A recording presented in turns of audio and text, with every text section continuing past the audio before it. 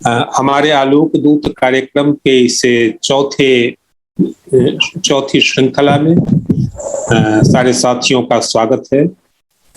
साथियों, पिछले 4 महीने से हम लोग हमारे आलोक दूत कार्यक्रम को लगातार चला रहे हैं। इस कार्यक्रम को प्रारंभ करने का उद्देश्य यह रहा है कि शिक्षकों की समाज में एक अग्रणी भूमिका रही है सदा से। वैसे भी समाज में अनादिकाल से यह वर्ग प्रतिष्ठित और अग्रणी श्रेणी में रहा है। वर्तमान काल में जब शिक्षा के संदर्भ बदल गए हैं, अब वह पुरानी जैसी शिक्षा नहीं रही है जो केवल उपदेश और नैतिकता वाली शिक्षा नहीं रही है, और जो जीवन के विभिन्न आयामों, प्रकृति और समाज को समझने के विभिन्न आयामों को छूते हुए जो शिक्षा अग्रसर हो रही है अभी के संदर्भ की, उस भूमिका में शिक्षकों का महत्व अत्यंत ही महनीय हो जाता है, अत्यंत ही महत्वपूर्ण हो जाता है। लेकिन हमारे शास्त्रों ने या हमारी सामाजिक पारंपरिक मान्यताओं ने शिक्षकों को जो महनीय स्थान, शिक्षकों को जो आदर और सम्मान का स्थान दिया था हमारी परंपरा में, धीरे धीरे शिक्षकों की भूमिका ज्यादा बढ़ जाने के बावजूद धीरे धीरे वह स्थान कमजोर होता गया है, उससे शिक्षक नीचे गिरते गए हैं। मैं समझता हूं इन सारी प्रक्रियाओं में कि केवल यह समाज का या केवल यह शिक्षकों का दोष नहीं है, बल्कि इसमें राजनीति भी महत्वपूर्ण भूमिका अदा की है।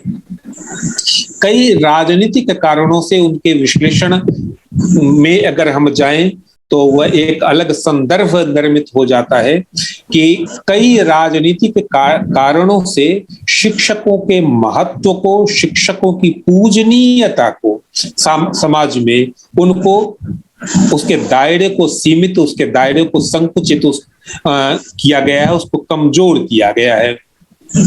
और इन कारणों से शिक्षक जिस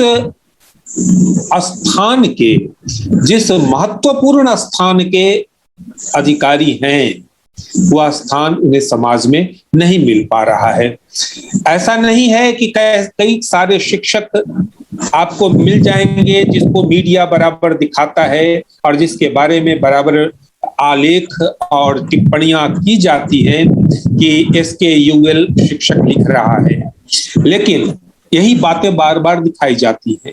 लेकिन अधिकांश हमारे जो शिक्षक हैं वे SKUL नहीं लिखते हैं, वे SCHOOL लिखते हैं और बच्चों के जेहन में इस बात को बैठा देने की कोशिश करते हैं कि SCHOOL किस तरह उनके जेहन में बैठ जाएगा, इसकी वे पर्याप्त कोशिश करते हैं। अर्थात हमारे जो अधिकांश शिक्षक हैं वे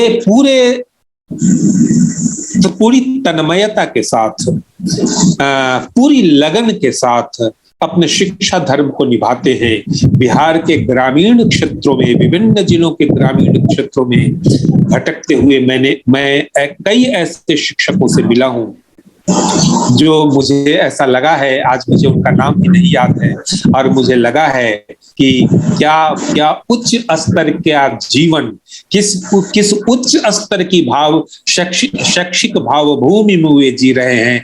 और मैं कई बार उनके सामने अपने को इतना बौना और इतना हल्का महसूस करता रहा हूं कि इतना हल्का कि उसको बयान नहीं किया जा सकता है। तो हम लोगों ने इसी उद्देश्य से शिक्षकों की महनीयता को, अभी राम नरेश झा जी हमारे सामने हैं, उन्होंने यह आरोप लगाया है कि इतनी महत्वपूर्ण चर्चा हम लोग करते हैं, इतना महत्वपूर्ण की श्रृंखला हम लोग चला रहे हैं, इसके बावजूद बहुत सारे लोग इसमें नहीं जुड़ पा रहे हैं। कि ऐसे शिक्षकों की पहचान हम लोग करके जो हम लोगों के निकट संबंध में भी हैं, परिचित भी हैं, नहीं भी परिचित हैं, तो उनसे परिचय करके, उनसे संपर्क करके, और हम इस कार्यक्रम में उनको आमंत्रित करते हैं कि आप अपने अनुभवों से और अपने कार्यों से लोगों को बताएं और वे उससे लाभान्वित हों। और इस पूरे कार्यक्रम का एक यह उद्देश्य है कि एक इस तरह का वातावरण निर्मित हो जिसमें शिक्षकों की भूमिका महत्वपूर्ण दिखाई पड़े, और शिक्षकों की भूमिका इस रूप में दिखाई पड़े कि वे समाज को संचालित करने, शिक्षा को संचालित करने, समाज की वैचारिक धारा को संचालित करने में अपनी वे अग्रणी भूमिका निभा रहे हैं। इस रूप में शिक्षक स्थापित हो और उनकी भूमिका की पहचान की जा सके। इसी उद्देश्य से हम लोगों की आज यह चौथी श्रृंखला है, जिसमें आज हमने श्रीमती मृदुला सिन्हा जी को आमंत्रित किया है, जो सहायक शिक्षिका हैं मध्य विद्यालय सिंधुवर, दाऊद नगर, औरंगाबाद की, और श्री जितेंद्र कुमार जी को आमंत्रित किया है, जो सहायक शिक्षक हैं मध्य विद्यालय रसूलपुर, औरंगाबाद के। जितेंद्र कुमार जी अभी नहीं जुड़ सके हैं, वे थोड़ी देर में जुड़ जाएंगे। और विशेष टिप्पणी के लिए हम लोगों ने उत्तर प्रदेश से संजीव सिन्हा जी के कोर के हुए कन्वीनर हैं, आरटी फोरम के कन्वीनर हैं, संजीव सिन्हा जी को आमंत्रित किया है। यह कार्यक्रम 3 संस्थाओं के पारस्परिक सहयोग से संचालित हो रहा है। इसमें एक राइट टू एजुकेशन फोरम है।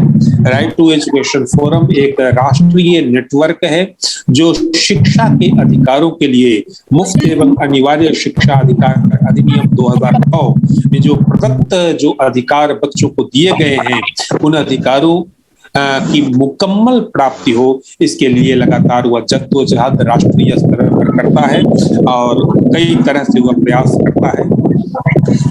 बिहार टीचर्स फॉर चेंज कुछ ऐसे जज्बाती शिक्षकों का समूह है जो शिक्षा में एक बदलाव की आकांक्षा रखते हैं, और हसरत मोहानी साइंस घर औरंगाबाद एक स्थानीय स्तर पर साइंस के प्रयोग की एक कार्यशाला है, जहाँ पर बच्चों के साथ साइंटिफिक एक्टिविटी की जाती है।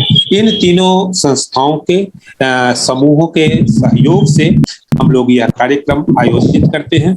मैं फिर से अपने सारे वक्ताओं का और सारे साथियों का अभिनंदन करता हूं, और कार्यक्रम की शुरुआत करने के लिए, विषय को प्रस्तावित करने के लिए गालिब साहब को मैं आमंत्रित करता हूं, क्योंकि गालिब साहब ही इस पूरे कार्यक्रम के सूत्रधार हैं और उन्हीं की प्रेरणा और उन्हीं की कल्पना से इस कार्यक्रम की शुरुआत हुई है। तो मैं गालिब साहब को सादर आमंत्रित करता हूं विषय को प्रस्तावित करने के लिए। गालिब साहब, और इसके बाद हम लोग मृदुला जी के पास चलेंगे। अंतिल जी धन्यवाद, और सारे साथी जिन्होंने अब तक ज्वाइन किया है उनका भी शुक्रिया। बेसिकली सामूहिक प्रयास है, एक साझा सपना है, और उसके कुछ बहुत ठोस वैचारिक कारण है। मैं बोल रहा था कि ये किसी एक व्यक्ति की कल्पना नहीं है, यानी सिर्फ गालिब की कल्पना नहीं है, ये पूरे बिहार के वैसे लोगों की कल्पना है जो एक नए विकल्प में यकीन रखते हैं। न केवल यकीन रखते हैं बल्कि समझदारी से एक विपरीत परिस्थितियों में जमीन पर करने का कथक प्रयास करें। हमारी आपकी एक कोशिश है कि वैसे विकल्प के धाराओं को शिक्षक के रूप में अपने विद्यालय में बच्चों के अंदर एक सपना को पालने की कोशिश कर रहे हैं, उनको एक मंच दिया जाए। दूसरा कारण है कि आज जिस किस्म से दुनिया को चलाने की कोशिश की जा रही है, या दुनिया को ऐसे ही चलेगी यह स्थापित कर दिया गया है, जिसका प्रमाण कोरोना है। तो ऐसे स्थिति में ये प्रयास जो है, चाहे इसमें आरटी फोरम बिहार हो या आरटी फोरम उसका नेशनल नेटवर्क हो, टीचर्स फॉर चेंज बिहार हो, या एक साझे विचार का एक हस्तक्षेप है हसरत मोहाने साइंसगर, हम एक शिक्षा का एक नया नैरेटिव बनाएं, क्योंकि उसी नैरेटिव से समाज में एक समावेशी विकास हो सकता है। तो ये जो छोटे छोटे प्रयास हो रहे हैं, जिन प्रयासों को इस सरकारी नैरेटिव में, मीडिया के नैरेटिव में, शासकों के नैरेटिव में, राजनेताओं के नैरेटिव में कोई जगह नहीं मिल रहा है, तो इस नियो नैरेटिव को हम समाज के सामने लाने की कोशिश कर रहे हैं। दूसरा महत्वपूर्ण कारण यह है कि साइंस एंड टेक्नोलॉजी का कोई विकल्प नहीं, ना विकल्प था, ना है और ना रहेगा। तो दुनिया को यदि आगे बढ़ना है, तो एक समावेशी विकास की कल्पना को धरा पर उतरना है,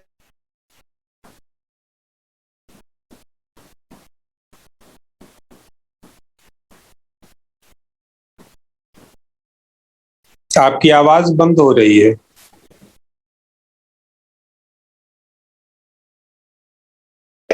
तो एक उद्देश्य ये भी है कि वैसे नवाचारी शिक्षक जो शिक्षा का एक नया नैरेटिव अपने विद्यालय में गढ़ने के प्रयास में है, वैसे लोगों का एक साझा मंच हो, और इसी उद्देश्य से ये कोशिश की। आज खत्म है सर पूरा। हो सकता है कि अभी हम इसमें जुड़ने वाले लोग कम होंगे, लेकिन कोई भी जब प्रयोग होता है, कोई भी पहल हो की जाती है, तो उसमें क्या बोलते हैं, महत्वपूर्ण ये नहीं है कि क्या बोलते हैं उसके कितने व्यूअर, महत्वपूर्ण है कि उसके पीछे का जो स्पिरिट, महत्वपूर्ण है कि उसके पीछे का जो भावना है। तो मेरा हम लोग का एक साझा स्पिरिट है कि बिहार के वैसे शिक्षक जो विपरीत परिस्थितियों में बहुत कुछ करने का प्रयास कर रहे हैं और कर रहे हैं। जैसे आज के ही जो हमारे दो वक्ता हैं, मृदुला जी, वो अपने अनुभव को रखेंगी कि किस प्रकार से कबाड़ के जुगाड़ से बच्चों के बीच वो विज्ञान को क्या बोलते हैं लोकप्रिय कर रही हैं, और बच्चों को क्या बोलते हैं उसको भाषा भी सिखाती हैं, उससे विज्ञान भी सिखाती हैं और कुछ साइंस की मेथड भी सिखाती हैं। यही नहीं, मृदुला जी और उनकी टीम जो हमारे दादनगर की टीम जो है, एक त्रैमासिक ई मैगजीन निकालती है। तो एक सुदूर इलाके में हर 3 महीने पर एक ऑनलाइन त्रैमासिक ई मैगजीन निकालना, ये कहीं ना कहीं वैसे शिक्षक समूहों के नवाचार का परिचायक है। वैसे ही हमारे का बोलते हैं दूसरे वक्ता हैं जो जितेंद्र जी अभी थोड़ा दिन ज्वाइन करेंगे, वो भी अपने प्रखंड से उनकी टीम जो है, और चंद्रशेखर साहू के नेतृत्व में जो हमारे पहले वक्ता थे, वो भी अपने प्रखंड से एक त्रैमासिक ई मैगजीन निकालने। इस प्रकार से अगर देखा जाए तो हम लोगों ने एक प्रयास किया है कि क्या बोलते हैं कि जो अनुभव हम लोगों ने अर्जित किया है, उस अनुभव को हम साझा करें, ज्यादा से ज्यादा लोगों तक ले जाएं, और एक शिक्षा का एक नया अल्टरनेटिव हम समाज के सामने लाएं। तो एक इतने बड़े चुनौती का काम हम कर रहे हैं। इस संदर्भ में आज के वक्ताओं का हम फिर से स्वागत करते हैं, मृदुला जी का स्वागत करते हैं जो दाऊदनगर में सहायक शिक्षिका हैं। जितेंद्र जी ने ज्वाइन कर लिया है तो उनका हम स्वागत करते हैं। उनको इस साल शिक्षक पुरस्कार से सम्मानित हैं। हसपुरा प्रखंड से दिलीप नजर आ रहे थे, उनका हम स्वागत करते हैं। झा सर का स्वागत करते हैं। हम राजू रंजन जी का स्वागत करते हैं और उम्मीद करते हैं कि हमारे साथी उसके नाम करेंगे। तो मैं अपनी बात को यही पर रोकता हूँ कि कोई भी प्रयास शुरू होता है तो शुरू में कुछ दिक्कतें होती हैं, लेकिन धीरे धीरे वो परवान चढ़ता है। तो हम अब तक 12 जिलों के लोगों को जोड़ा है इस जोड़ने में हमने महिला शिक्षिकाओं को भी जोड़ा है, समाज के सबसे वंचित तबके से जो लोग आते हैं जिनको वैसे शिक्षकों को जोड़ा है और उनको सुना है, विचारों को साझा किया है और एक वैकल्पिक शिक्षा का नैरेटिव तैयार करने के उद्देश्य में हम अग्रसर हैं। यहीं पर अपने को रोकता हूँ। धन्यवाद। धन्यवाद गालिब साहब। और अब मैं आमंत्रित कर रहा हूं श्रीमती मृदुला सिन्हा जी को, जो हमारी मुख्य वक्ता है। मृदुला सिन्हा जी सहायक शिक्षिका हैं, मध्य विद्यालय सिंधुवर, दाऊदनगर, औरंगाबाद में। और जैसा कि गालिब साहब ने कहा कि किस तरह कबाड़ से जुगाड़ विशेष रूप से इनका कार्य क्षेत्र रहा है कि जो चीजें फेंक दी जाने वाली चीजें हैं, उन चीजों को भी उन्होंने किस तरह उपयोगी बनाना सिखाया है अपने बच्चों को। तो मैं मृदुला सिन्हा जी को सादर आमंत्रित करता हूं। और इसके बाद जितेंद्र कुमार जी भी जुड़ गए हैं, तो वे अपनी बात कहेंगे। दोनों वक्ताओं के लिए हमारे पास आधे आधे घंटे का समय है। उस बीच में वे अपनी बात दिखा देंगे। और फिर से सारे साथियों से अनुरोध है कि वे अपना माइक और वीडियो ऑफ रखेंगे और जब उनके बोलने का समय आएगा तो उसको वे ऑन कर लेंगे। मृदुला सिन्हा जी। जी सर, सभी को नमस्कार सर। मैं मृदुला सिन्हा, मध्य विद्यालय सिंधुवार, दाऊदनगर, जिला औरंगाबाद में शिक्षिका के पद पर हूँ और मैं आभारी हूँ teachers for change, right to education forum और हसरत मोहानी साइंस घर की, जिन्होंने मुझे आज इस मंच पर आमंत्रित किया। साथ ही मैं आभारी हूँ आदरणीय गालिब सर की भी, जो अपने आप में संपूर्ण रूप में शिक्षा का महाकाव्य है और जिनमें इतना जोश है और शिक्षा के लिए और बच्चों के लिए कुछ करने की इतनी ललक है कि वो हमें भी अच्छा करने को प्रेरित करती है। तो मैं अपनी बात शुरू करना चाहूंगी अपने अनुभव से। जब मैंने स्कूल ज्वाइन किया 2014 में, उस समय जब शुरुआत थी तो मन में बहुत सी थी बातें कि मुझे बहुत अच्छा करना है अपने विद्यालय में। और मैं उस समय सरकारी विद्यालय की स्थिति से पूरी तरह परिचित भी नहीं थी कि अभी क्या स्थिति है, क्योंकि मैं सरकारी विद्यालय से ही पढ़ी हूँ, लेकिन जिस वक्त ज्वाइन की उस वक्त मुझे पता नहीं था कि आज के समय में क्या स्थिति है। तो काफी जोश भरा हुआ था कि मैं कुछ अच्छा उसमें करूंगी। लेकिन जब विद्यालय पहुंची और वहां जब यथार्थ से सामना हुआ, मैंने ये देखा कि जहां मेरी पोस्टिंग हुई है, गांव है सिंधुवार, वो बहुत ही पिछड़ा हुआ गांव है और जहां चारों ओर सिर्फ अशिक्षा और गरीबी ही थी। मैं विद्यालय गई, वहां शुरू में जब पढ़ाना शुरू की तो देखती थी कि लंच के बाद बच्चे रुकते ही नहीं थे, वे छोड़कर चले जाते थे। मुश्किल से 1 या 2 बच्चे रहते थे। तो शुरू का कुछ वक्त तो समझने में ही लगा कि आखिर इसका कारण क्या है।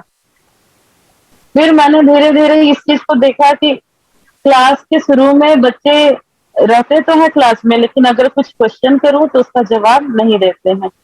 तो मैंने कारणों की समीक्षा की तो मैंने यह महसूस किया कि मैं पढ़ा तो रही हूँ क्लास 8 को, जैसे सपोज मैं मैथ पढ़ा रही हूँ तो क्लास 8 को तो पढ़ा रही हूँ, लेकिन अधिकांश बच्चे ऐसे हैं जिन्हें जोड़ घटाव भी नहीं आती है, तो वो कैसे रुचि लेंगे। तो जब मुझे ये कारण पता चला तो मैंने फिर उस पे एक कार्य योजना बनाई और मैंने बच्चों को जितना वो जानते हैं वहीं से शुरुआत की है मैंने। और उस वक्त मैं कुछ नवाचार या बाल केंद्रित शिक्षा ये सब के बारे में बहुत ज्यादा जानकारी थी, क्योंकि शुरू से मैं टीचिंग में नहीं पहले आई थी, कभी उस तरह का अनुभव ही नहीं था। तो बस मैंने अपने स्तर से शुरू किया उस चीज को और बच्चों को मैंने, जिन बच्चों को जोड़ नहीं आता है तो जोड़ बताए, अलग अलग ग्रुप में मैंने बांटा। एक लेवल के बच्चे एक ग्रुप में, दूसरे लेवल के बच्चे दूसरे ग्रुप में। ऐसे करते करते जिन्हें जोड़ नहीं आता है उन्हें जोड़, जिन्हें एलसीएम तक अगर वो है तो उस ग्रुप में। इस तरह से मैंने ग्रुप में शिक्षा देना शुरू किया और मैंने महसूस किया कि बच्चे अब उसमें रुचि लेना शुरू कर रहे हैं और इसका परिणाम बहुत ही सुखद रहा। मैंने देखा कि जो बच्चे लंच के बाद मुश्किल से 1 या 2 बच्चे थे, अब उन्हें जबरदस्ती रोकने की जरूरत ही नहीं पड़ती थी। वे पूरे समय विद्यालय में रुकना शुरू किए और पढ़ना शुरू किए। बहुत ही अच्छा परिणाम मिल रहा था और काफ़ी कुछ मैं करनी शुरू की। लेकिन उसी वक़्त फिर 2016 ईस्वी में क्या हुआ कि मेरा डीएलएड प्रशिक्षण के लिए हो गया और मुझे स्कूल से 2 वर्षों के लिए दूर रहना पड़ा। तो डीएलएड मैंने किया और जब 2018 में मैं वापस आई, तो फिर से एक नया वातावरण, क्योंकि जो बच्चे मुझसे पढ़ते थे, मैं जनरली 6 to 8 में ही पढ़ाती हूँ, तो बच्चे अधिकांशतः चले गए थे। नए बच्चे थे, शुरुआत कर ही रही थी कि तभी मेरी शिक्षण शैली में बहुत बड़ा चेंज आया और ये दिसंबर 2018 की बात है, जब हमारे यहाँ विज्ञान की का प्रशिक्षण हुआ। उसमें गालिब सर से मुलाकात हुई। उन्होंने बच्चों को बताने का बिल्कुल अलग अनूठा तरीका हमें सिखाया। विज्ञान के मॉडल, पहले तो हम शिक्षकों को ही प्रशिक्षण मिला और विज्ञान के मॉडल बनाए, विज्ञान उसकी फिर प्रदर्शनी लगाई गई। उसमें हम इतने एक्साइटेड थे प्रदर्शनी को लेकर, तो मुझे लगा कि जब बच्चों के बाद से इस बारे में बात होगी तो वो कितना उत्साहित होंगे। तो इस तरह से गालिब सर के साथ रहकर मुझे बहुत कुछ सीखने को मिला और फिर मैंने इस तरह उस समय मैंने नवाचार को समझा और तब मैंने अपने विद्यालय में इसे लागू किया। प्रत्येक शुक्रवार को हमारा एक रहता था ये रूटीन कि हमें साइंस के मॉडल बनाना है और मॉडल ऐसे हो जिनमें खर्च ना के बराबर हो, यानी कबाड़ से जुगाड़। छोटी छोटी गतिविधियां हमने की, बहुत से मॉडल बनवाए। जैसे सबसे पहले शुरुआत की आसान सी, किलो का संतुलन, पेंसिल का संतुलन, ये सब गुरुत्व केंद्र पर आधारित था। उसके बाद कुछ मॉडल बनवाने शुरू किए जिसमें प्रकाश का परावर्तन, अनंत पथ, इसके अलावा मानव कंकाल, मानव के शरीर के विभिन्न भागों का मॉडल। तो मैंने इस दौरान देखा कि बच्चे बहुत ही रुचि ले रहे हैं और वो काफी कुछ सीख भी रहे हैं। तो मैंने इस चीज को कंटिन्यू किया अपने स्कूल में और भी कई मॉडल बनवाए। उस बीच हाइड्रोलिक लिफ्ट बनाया, बच्चे काफी खुश हुए। ये सारे काम बच्चे ही करते थे। मेरी कोशिश रहती थी कि बच्चे ही इस काम को ज्यादा करें। हाँ, एक सुगमकर्ता की हैसियत से मैं उन पे ध्यान देती थी, उनकी कठिनाइयों को दूर करती थी। फिर सर के ही मार्गदर्शन में मुझे आइडिया मिला दीवार पत्रिका का, तो मैंने अपने विद्यालय में दीवार पत्रिका निकालना शुरू किया। इससे बच्चों की भाषाओं में सुधार मतलब दिखा काफी। बच्चे बहुत ही उत्साह से अपनी रचनाएं या अपनी पेंटिंग, कुछ भी कविता सब लेकर आने लगे और हमने इसका नाम दिया बाल सृजन। तो वो बाल सृजन हम लोग 3 महीने पे निकालते थे और मेरे ख्याल से 4 या 5 अंक निकला। उसके बाद फिर बीच में स्कूल बंद, कोरोना आया तो स्कूल बंद हो गया। उसके अलावा मैंने गतिविधि आधारित शिक्षण पे बल दिया। मैंने ये गौर किया कि अगर हम पुरानी पद्धति पे बच्चों को पढ़ाते हैं तो बच्चे उतना इंटरेस्ट नहीं लेते हैं, क्योंकि वो उन्हें बोरिंग लगता है। विशेषकर विज्ञान के, मैं चूंकि विज्ञान की शिक्षिका हूँ, तो गतिविधि आधारित शिक्षण मुझे लगा अधिगम को संपूर्ण बनाते हैं, तो मैंने उस पर जोर दिया। जितनी भी गतिविधियां हैं, चाहे वो पाठ्य पुस्तक में हो या कुछ अलग, वो सारे बच्चों से मैं करवाती थी क्लास के दौरान ही। और उसका फल ये हुआ कि बच्चे उसे अच्छी तरह से सीखने लगे। और तो और बच्चे ही उस सारी थ्योरी, जो भी टॉपिक को पढ़ाना है, मैं बच्चों को ही आमंत्रित करती थी कि आप इस क्लास के शिक्षक हो और आपको ही इस टॉपिक को समझाना है। तो इसका भी असर दिखा। बच्चों में जो झिझक थी वो मिटी। वो ब्लैक बोर्ड पर आकर मैं फिगर वगैरह बना देती थी, क्योंकि उसने अभी उनमें आत्मविश्वास नहीं आया था। तो मैं उनको बोर्ड पे काफी कुछ सपोर्ट करती थी और उसके बाद वो उस चीज को एक्सप्लेन करते थे आकर। ऐसे बहुत से कार्य हुए। इसके अलावा सांस्कृतिक कार्यक्रम भी मैंने करवाया, जिसमें बच्चों ने बहुत ही मन से भाग लिया। इसके अलावा मेरा एक और नवाचार हुआ सुपर शनिवार। सुपर शनिवार में क्योंकि बच्चे 5 दिन लगातार पढ़ते पढ़ते मुझे लगता है कि बोर हो जाते हैं, कुछ एक्साइटेड और कुछ लर्निंग से रिलेटेड चीज हो तो ज्यादा अच्छा होगा। तो मैंने सुपर शनिवार, ये पूरी तरह से कला आधारित था, क्योंकि शुक्रवार का दिन हमने विज्ञान के लिए छोड़ा और शनिवार को ये पूरी तरह से कला आधारित तो था ही, और बच्चों के व्यवहार में परिवर्तन आए उसके लिए भी, क्योंकि मैंने पहले ही बताया मेरा विद्यालय ऐसी जगह में है जहाँ बच्चे मुख्य धारा से बिल्कुल कटे हुए हैं। अगर कभी मेरे विद्यालय आने का मौका मिला तो आप पाएंगे कि बच्चे बहुत कुछ नहीं जानते हैं, यहाँ तक कि वो सफाई के प्रति भी जागरूक नहीं है। शिक्षा तो दूर की बात है, जो आधारभूत आवश्यकताएं हैं उनके बारे में भी उन्हें पता नहीं है। तो मैंने ऐसी ऐसी एक्टिविटीज करवाई जिनसे उनके व्यवहार में भी परिवर्तन हो और वो कला से भी जुड़े। इसके अलावा मैंने चेतना सत्र में गतिविधियां करवानी शुरू की। चेतना सत्र में कई गतिविधियां हमारी होती थी। उनके शारीरिक स्वास्थ्य के लिए पीटी करवाया जाता था। क्विज का संचालन बच्चों के द्वारा ही होता था। हमने एक दिन पहले ही हम चेतना सत्र में बच्चों को, किसी एक बच्चे का चयन बच्चों के द्वारा ही कर लिया गया, और उस बच्चे को ये था कि आप ज्यादा नहीं 5 से 6 प्रश्न आप तैयार करें और अगले दिन चेतना सत्र में इस चीज को बच्चों के सामने रखे और उनसे उत्तर लिया गया। उनके प्रोत्साहन के लिए जो बच्चे जवाब देते थे उनका तालियों से स्वागत भी किया जाता था। इसके अलावा कविता वाचन, भाषण, प्रेरक प्रसंग, ऐसी कई गतिविधियां हमने करवाई। इसका फायदा यह हुआ कि बच्चों में झिझक मिटी, उनमें आत्मविश्वास आने लगा और इसका बहुत ही अच्छा रिजल्ट। अब एक बच्चे नहीं, ऐसा होता था कि कई बच्चे अपने हाथ खड़ा करते थे कि मुझे ये कहना है, या मैं कल क्विज करवाऊंगा या करवाऊंगी, या मैं कविता पढ़ूंगी। उनमें से बच्चों का चयन करना पड़ता था हम।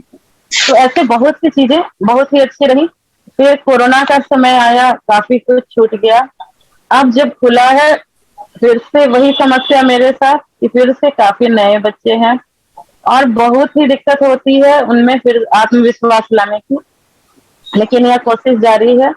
और अभी भी मैं वहाँ की जो गतिविधियां हैं उसमें और चेंजेस मैं ला रही हूँ, धीरे धीरे कुछ और नया करने की कोशिश है ताकि बच्चे और अधिक सीख सकें। तो अभी हमने उन्हें स्वच्छता पखवाड़ा मनाया गया था, तो उसके साथ हमने उन्हें स्वच्छता के लिए प्रेरित किया, वृक्षारोपण करवाए, पेड़ हम लगवाते थे, लेकिन ऐसा होता था कि कभी लंबे समय तक विद्यालय बंद हुआ तो गांव के लोग भी उस पेड़ को जला देते थे, क्योंकि उनमें समझ ही नहीं है अभी कि क्या हमारे लिए महत्व है पेड़। तो काफी विषम परिस्थिति में कार्य तो हम कर रहे थे, फिर भी मैंने हौसला नहीं छोड़ा और बच्चों को सिखाना शुरू रखा। अभी भी हर शनिवार को मैं कुछ ना कुछ कार्य ऐसा करवाती हूँ स्कूल खुलने के बाद, क्योंकि 16 अगस्त से स्कूल खुले हैं। उसके बाद से हर बार कुछ ना कुछ नया करवाना। ये कभी और इसमें कोशिश ऐसी होती है कि बच्चे सीखें तो है और उसमें खर्च बिल्कुल ना के बराबर हो। तो इसके लिए मैंने ओरिगामी का भी सहारा लिया, पेपर से तरह तरह की आकृतियां बनाना सिखाना कई करवा चुकी हूँ मैं। जैसे एक खिलौने पर मैं ज्यादा जोर देती हूँ क्योंकि बच्चे खिलौने में ज्यादा इंटरेस्टेड होते हैं। तो उन्होंने एक शनिवार को पेपर से ही मेढक बनाया है, फ्रॉक बनाया। एक शनिवार को हमने मिलकर सारे विद्यालय की सफाई की और वृक्षारोपण किया, नए नए, क्योंकि सारे पेड़ खत्म हो चुके थे तो नए नए पेड़ लगवाए। एक दिन उसके बाद की एक घटना मैं यहाँ बताना चाहूंगी कि एक शिक्षक कैसे बच्चों को प्रभावित कर सकते हैं। तो जब हमने वृक्षारोपण कर लिया उसके दूसरे सप्ताह की बात है, 2 दिन की छुट्टी थी विद्यालय की। उसके बाद जब हम लोग विद्यालय पहुंचे तो ऐसी घटना हमारे साथ हमेशा होती है। पूरा विद्यालय गंदा था, गांव के लोग हमेशा ही ऐसा करते हैं। और तो और एक खिड़की के ऊपर जो छज्जा होता है वो सीमेंटेड पूरा तोड़कर पेड़ों के ऊपर फेंका हुआ था, जो नन्हे नन्हे पौधे थे उनके ऊपर फेंका हुआ था। पूरे वो सीमेंट के सब बड़े बड़े पत्थर थे सब। तो बहुत ही शुरू में बुरा लगा, एक हताशा हुई कि अब कुछ करवाने से फायदा है नहीं, यहाँ तो कोई फायदा होता नहीं है। लेकिन ये हताशा थोड़ी देर के लिए रही। उसके बाद मैंने सोचा कि नहीं, अब कुछ ना कुछ तो करना है। तो मैंने उस दिन क्या किया, मैंने किसी से कुछ नहीं कहा, क्योंकि मुझे पता नहीं था किसने किया, गांव के लोग किए या हमारे ही बच्चे किए। मैंने सिर्फ क्या किया कि जितने बड़े बड़े पत्थर थे उनको उठाकर खुद से सफाई करनी शुरू की। मैंने उठा के एक जगह से किनारे कहीं और फेंकना शुरू किया उनको। तो ऐसा करते देख बच्चे मेरे साथ आए, बोले नहीं मैम आप हटिए, हम लोग सफाई करेंगे। ये हम मैं उन्हें हमेशा सिखाती हूँ कि ये आपका विद्यालय, आपको इसे साफ रखना है। तो ये जो घटना थी, उस दिन मैंने अपनी जिंदगी में शायद पहली बार कुदाल उठाया और काफी सफाई की। इसे देखकर बच्चे काफी उत्साहित हुए और उन्हें भी बुरा लगा, तो वो भी सारे बच्चे मेरे साथ आ गए और उन्होंने हम सब ने मिलकर पूरे विद्यालय परिसर की सफाई की।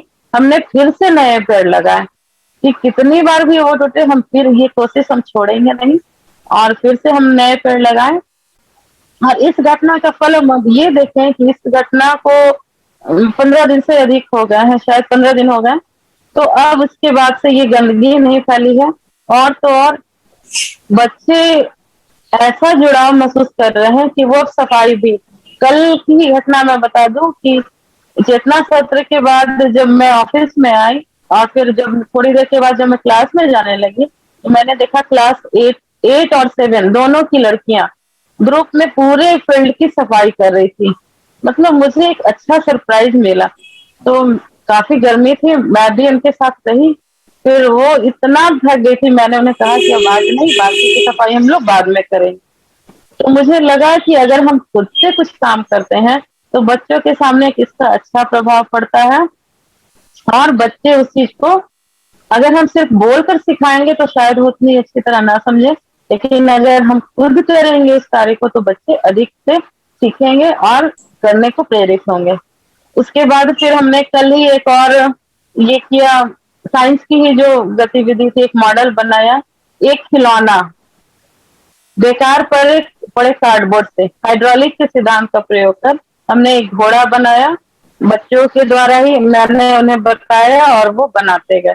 तो इस तरह से इस जो ये घोड़ा बना, ये इस बच्चों को इतना आकर्षित किया, वो काफी खुश हुए और सभी ने इसे चलाकर देखा।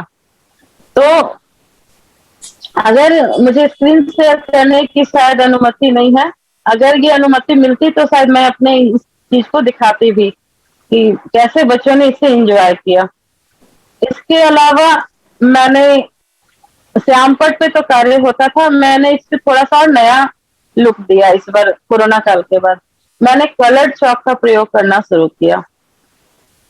कलर्ड चौक से क्या होता है कि ब्लैक बोर्ड काफी आकर्षक दिखते हैं और बच्चे उससे खुश भी होते हैं। तो मैंने विज्ञान को पढ़ाने में, विशेषकर विज्ञान को पढ़ाने में कलर्ड चौक का प्रयोग शुरू किया। मैंने एक दिन मानव, जब मैं क्लास 7 को पढ़ा रही थी विज्ञान, तो दांत की जो संरचना का फोटो मैंने बनाया और उसके माध्यम से उन्हें समझाया। तो इतना अच्छा उसका रिजल्ट कि मुझे लगता है क्लास के सारे बच्चे उस चीज को समझ गए। उन्होंने उसके बारे में पूरी जानकारी मिली, उन्होंने उसे बताया। उसके बाद ही मैंने मानव पाचन तंत्र का पूरा उसके सारे अंगों का चित्र बनाया और उसे ब्लैक बोर्ड पे काफी आकर्षक तरीके से लिखा। बच्चे काफी खुश थे। और जब मैंने इसे बताया उसके बाद मैंने कहा, दूसरी दिन क्लास में मैंने कहा अब आपको इसे बताना है। तो बच्चे शुरू में तो काफी डरे हुए थे, नहीं आने को तैयार थे बोर्ड पे, क्योंकि मैंने कहा ये बिल्कुल नए बच्चों से सामना था, मैं उन्हें बोलना सिखा रही हूँ। तो वो ब्लैक बोर्ड पर आए और मुझे लगता है कि सभी तो नहीं, लेकिन 12 से 15 बच्चे आए हैं बोर्ड पर और उन्होंने पाचन तंत्र की इतनी अच्छी व्याख्या की। हाँ, सपोर्ट उन्होंने लिया ब्लैक बोर्ड से, लेकिन इतनी अच्छी व्याख्या की कि बहुत ही सुनकर अच्छा लगा। तो इस तरह से मैं कोशिश कर रही हूँ कि बच्चों को नवाचार के माध्यम से काफी कुछ सिखाया जाए। मेरी कक्षाएं शिक्षक केंद्रित ना होकर के बाल केंद्रित होती हैं, जिसमें बच्चों को कहने का पूरा मौका मिलता है, वो अपनी बात को रखते हैं। और साथ ही मैं एक और नवाचार भी शुरू करने जा रही हूँ जिसको मैंने नाम दिया हर बच्चा एक शिक्षक। इसमें मैं ये करूंगी कि हर बच्चे का एक दिन चयन होगा और वो अपने हिसाब से अपनी ही रुचि का कोई भी टॉपिक लेकर वो अन्य बच्चों को कुछ सिखाएगा। इससे होगा बच्चों के व्यक्तित्व में बहुत सुधार आएगा। वो अच्छा बोलना सीखेंगे और साथ ही उनमें आत्मविश्वास भी आएगा कि कैसे बोला जाए किसी सबके बीच में, समूह में अपनी बात को कैसे रखा जाए। इसके अलावा और भी जैसा कि गालिब सर ने कहा, हम कुछ शिक्षकों का समूह है जो कि दाऊद नगर में हम एक त्रैमासिक ई मैगजीन ई पत्रिका निकाल रहे हैं जिसका नाम है ललक उड़ान की। इसका शीर्षक भी हमने बहुत सोच समझ कर दिया और बच्चों को ही ध्यान में रखकर दिया, ललक उड़ान की। तो ऐसा नहीं कि इसमें सिर्फ शिक्षकों की प्रतिभागिता होती है, ये मेरा ही विशेष रूप से अनुरोध था। मैं उसकी उप संपादिका हूँ और मेरा ही अनुरोध था कि इसमें बच्चों को पूरा मौका दिया जाए। तो इसमें हम बच्चों की रचनाएं भी प्रकाशित करते हैं, साथ ही उनके द्वारा बनाए गए ड्राइंग को भी और विद्यालय की गतिविधियों को भी दिखाते हैं और इसका पूरा जिम्मा मेरे ऊपर है। तो मैं ये कहूंगी मेरे विद्यालय से भी कुछ कविताएं प्रकाशित हुई हैं और इस बार का तो अनुभव बहुत ही विशेष रहा क्योंकि बस इसी सितंबर में 2-3 दिनों के बाद शायद पत्रिका प्रकाशित हो जाए। तो बच्चे इतने उत्साहित थे, मेरे पास क्लास 8 के 7-8 बच्चियां सब लेकर आई अपनी रचना कि मैम मैंने ये लिखा है। और मैंने ये देखा शायद सभी रचनाएं तो उतनी अच्छी नहीं थी श्रेणी की, लेकिन उनकी कोशिश देखकर बहुत ही अच्छा लगा कि उन्होंने इतनी कोशिश की, उन्होंने अपनी ही भाषा में काफी कुछ कहने की कोशिश की। तो ये भी एक हमारा कदम है जो कि बच्चों में भाषाई कौशल को बढ़ावा देगा और इस तरह से मेरी कोशिश यही है कि बच्चों के व्यवहार में परिवर्तन लाया जाए और जिससे वो समाज की मुख्य धारा से जुड़ सके। और मैं ये भी चाहूंगी कि यह सिर्फ मेरे विद्यालय तक न सीमित रहे बल्कि सारे बच्चों तक ये सीमित रहे। और ये तो है कि हम काफी विषम परिस्थिति में कार्य कर रहे हैं, कई बार हौसले टूटते भी हैं लेकिन हिम्मत हम नहीं हारते हैं। और मैं इन्हीं बातों के 2 लाइन के साथ अपनी बात को समाप्त करना चाहूंगी। वो पथिक क्या जिसके पथ में बिखरे शूल ना हो, वो पथिक क्या जिसके पथ में बिखरे शूल ना हो, नाविक के धैर्य की परीक्षा क्या, नाविक के धैर्य की परीक्षा क्या जब धाराएं प्रतिकूल ना हो। धन्यवाद।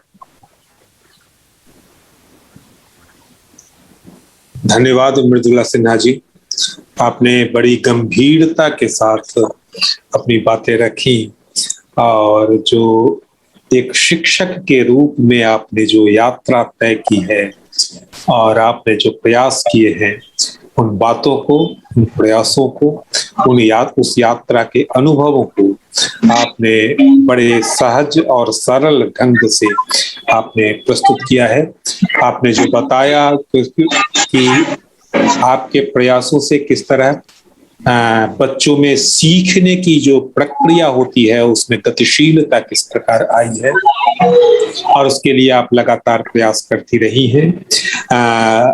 उसके कारण आपके प्रयासों से जो विद्यालय का शैक्षिक वातावरण है वह किस तरह बदला है और इसके साथ ही जो शिक्षा का जो उच्चतर उद्देश्य व्यक्तित्व निर्माण और समाज निर्माण की तरफ जो जाता है उस उद्देश्य के लिए भी आप लगातार प्रयास कर रही हैं और वह हो रहा है। बच्चों के व्यक्तित्व निर्माण का कार्य भी हो रहा है। आपका बहुत बहुत धन्यवाद कि आप लगातार इस तरह काम कर रही हैं और समाज, हम लोगों की ही नहीं समाज की भी अपेक्षा रहेगी कि आप और भी शिद्दत के साथ और भी लगन के साथ अपनी और भी जुनून के साथ अपनी इस यात्रा में आगे बढ़ती जाएं। हम लोगों की शुभकामनाएं रहेंगी। जहां तक हम लोगों का सहयोग समर्थन की जरूरत होगी वहां पर हम लोग आपके साथ रहेंगे और आप अपनी यात्रा को अपनी यात्रा को यह जारी रखें। और हम यह समझते हैं कि शुरुआत में ही मैंने कहा था, गालिब साहब ने भी इसको कहा है कि दीप से दीप जलता है। अगर कहीं एक थोड़ा सा दीप जलता है, एक छोटा सा दीप जलता है, तो वो अन्य दीपों को भी जलाने का काम करता है। गिजू भाई ने एक बड़ा सुंदर, यह लोभ संवरण में नहीं कर पा रहा हूँ, अचानक मुझे गिजू भाई की याद आ रही है। गिजू भाई ने जो प्रयोग किया था उसमें उन्होंने लिखा है कि शुरुआत में जो उनके सहकर्मी शिक्षक थे बड़ी हिकारत की नजर से उनको देखते थे, यह कौन काम कर रहा है, यह कौन प्रयोग कर रहा है, इस तरह तो बच्चे और बिगड़ ही जाएंगे और अंततः और पढ़ नहीं पाएंगे। क्योंकि शिक्षा का काम केवल पढ़ाना होता है, शिक्षा का काम उनके भीतर अभिरुचि उत्पन्न करने का नहीं होता है, शिक्षा का काम उनके व्यक्तित्व का निर्माण करने का नहीं होता है। और इसके लिए उनके सहकर्मी शिक्षक उनको बड़ी हिकारत की नजर से देखते थे।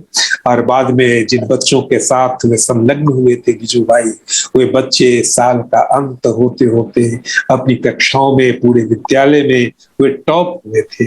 अर्थात उन्होंने यह बताया था कि यह रास्ता जो है वह ज्यादा सुगम भी होता है और ज्यादा दूर तक, ज्यादा ऊंचाई तक ले जाना भी वाला भी होता है। धन्यवाद आपका मृदुला सिन्हा जी। और अब मैं श्री जितेंद्र कुमार जी को राय जी जी राय जी एक जानकारी कहा जाए।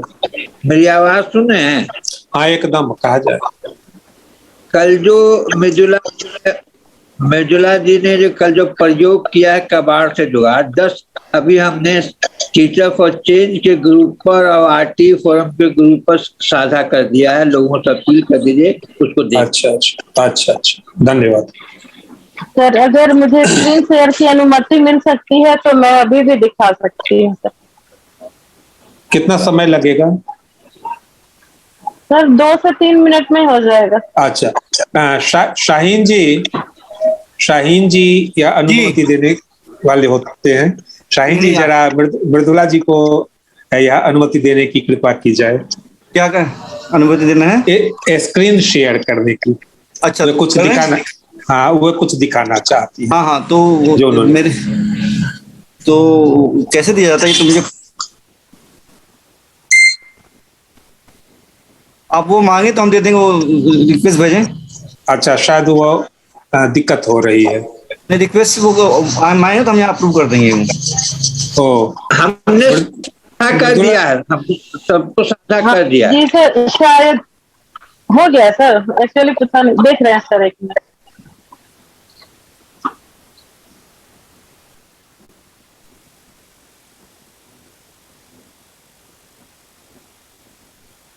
मिथिला जी आप म्यूट हो गए हैं। जी सर। हाँ ये सर नहीं मिला है सर, इसको छोड़ देते हैं, वो वीडियो सर भेज दी गई है। हाँ आप मृदुला जी ऐसा कीजिएगा कि आप उसको वीडियो जो हुआ होगा, वीडियो है जी सर, वीडियो भी है, फोटो भी है। हाँ तो उसको आप शेयर कर दीजिएगा, हम लोग उसको लाइव कर देंगे उसको। हाँ व्हाट्सएप कर दीजिएगा या मेल कर दीजिएगा तो हम लोग हाँ वह हो जाएगा। धन्यवाद। और अब मैं अगले वक्ता के रूप में श्री जितेंद्र कुमार जी को आमंत्रित करता हूँ। वे सहायक शिक्षक हैं मध्य विद्यालय रसूलपुर औरंगाबाद में, और वे शिक्षा पुरस्कार से सम्मानित शिक्षक हैं। तो आदरपूर्वक मैं जितेंद्र कुमार जी को आमंत्रित करता हूँ। जितेंद्र कुमार जी। जी सर, सभी को नमस्कार। आर्किटेक्ट इंडिया के लिए होस्ट कर रहे हैं सर गालिब सर, सभी गेस्ट, आज की मुख्य वक्ता के रूप में मृदुला मैम, और तमाम जो भी आज आर्किटेक्ट इंडिया के तरफ से जो इस कार्यक्रम को होस्ट कर रहे हैं सर। सर आपको भी नमस्कार, सबका धन्यवाद बुलाने के लिए। सर जानकारी जैसे ही मुझे मिली गालिब सर से कि इस तरह का एक कार्यक्रम है जिसमें आलोक दूत के रूप में आपका जो है कुछ हम लोग सुनना चाहते हैं, तो मुझे बहुत अच्छा लगा। लेकिन बहुत दुख हो रहा है सर कि मैं आधे घंटे लेट से कार्यक्रम को ज्वाइन कर सका, कुछ ऐसा ही मामला घर में हो गया था। खैर ये इसके लिए मैं माफी चाहूंगा सर।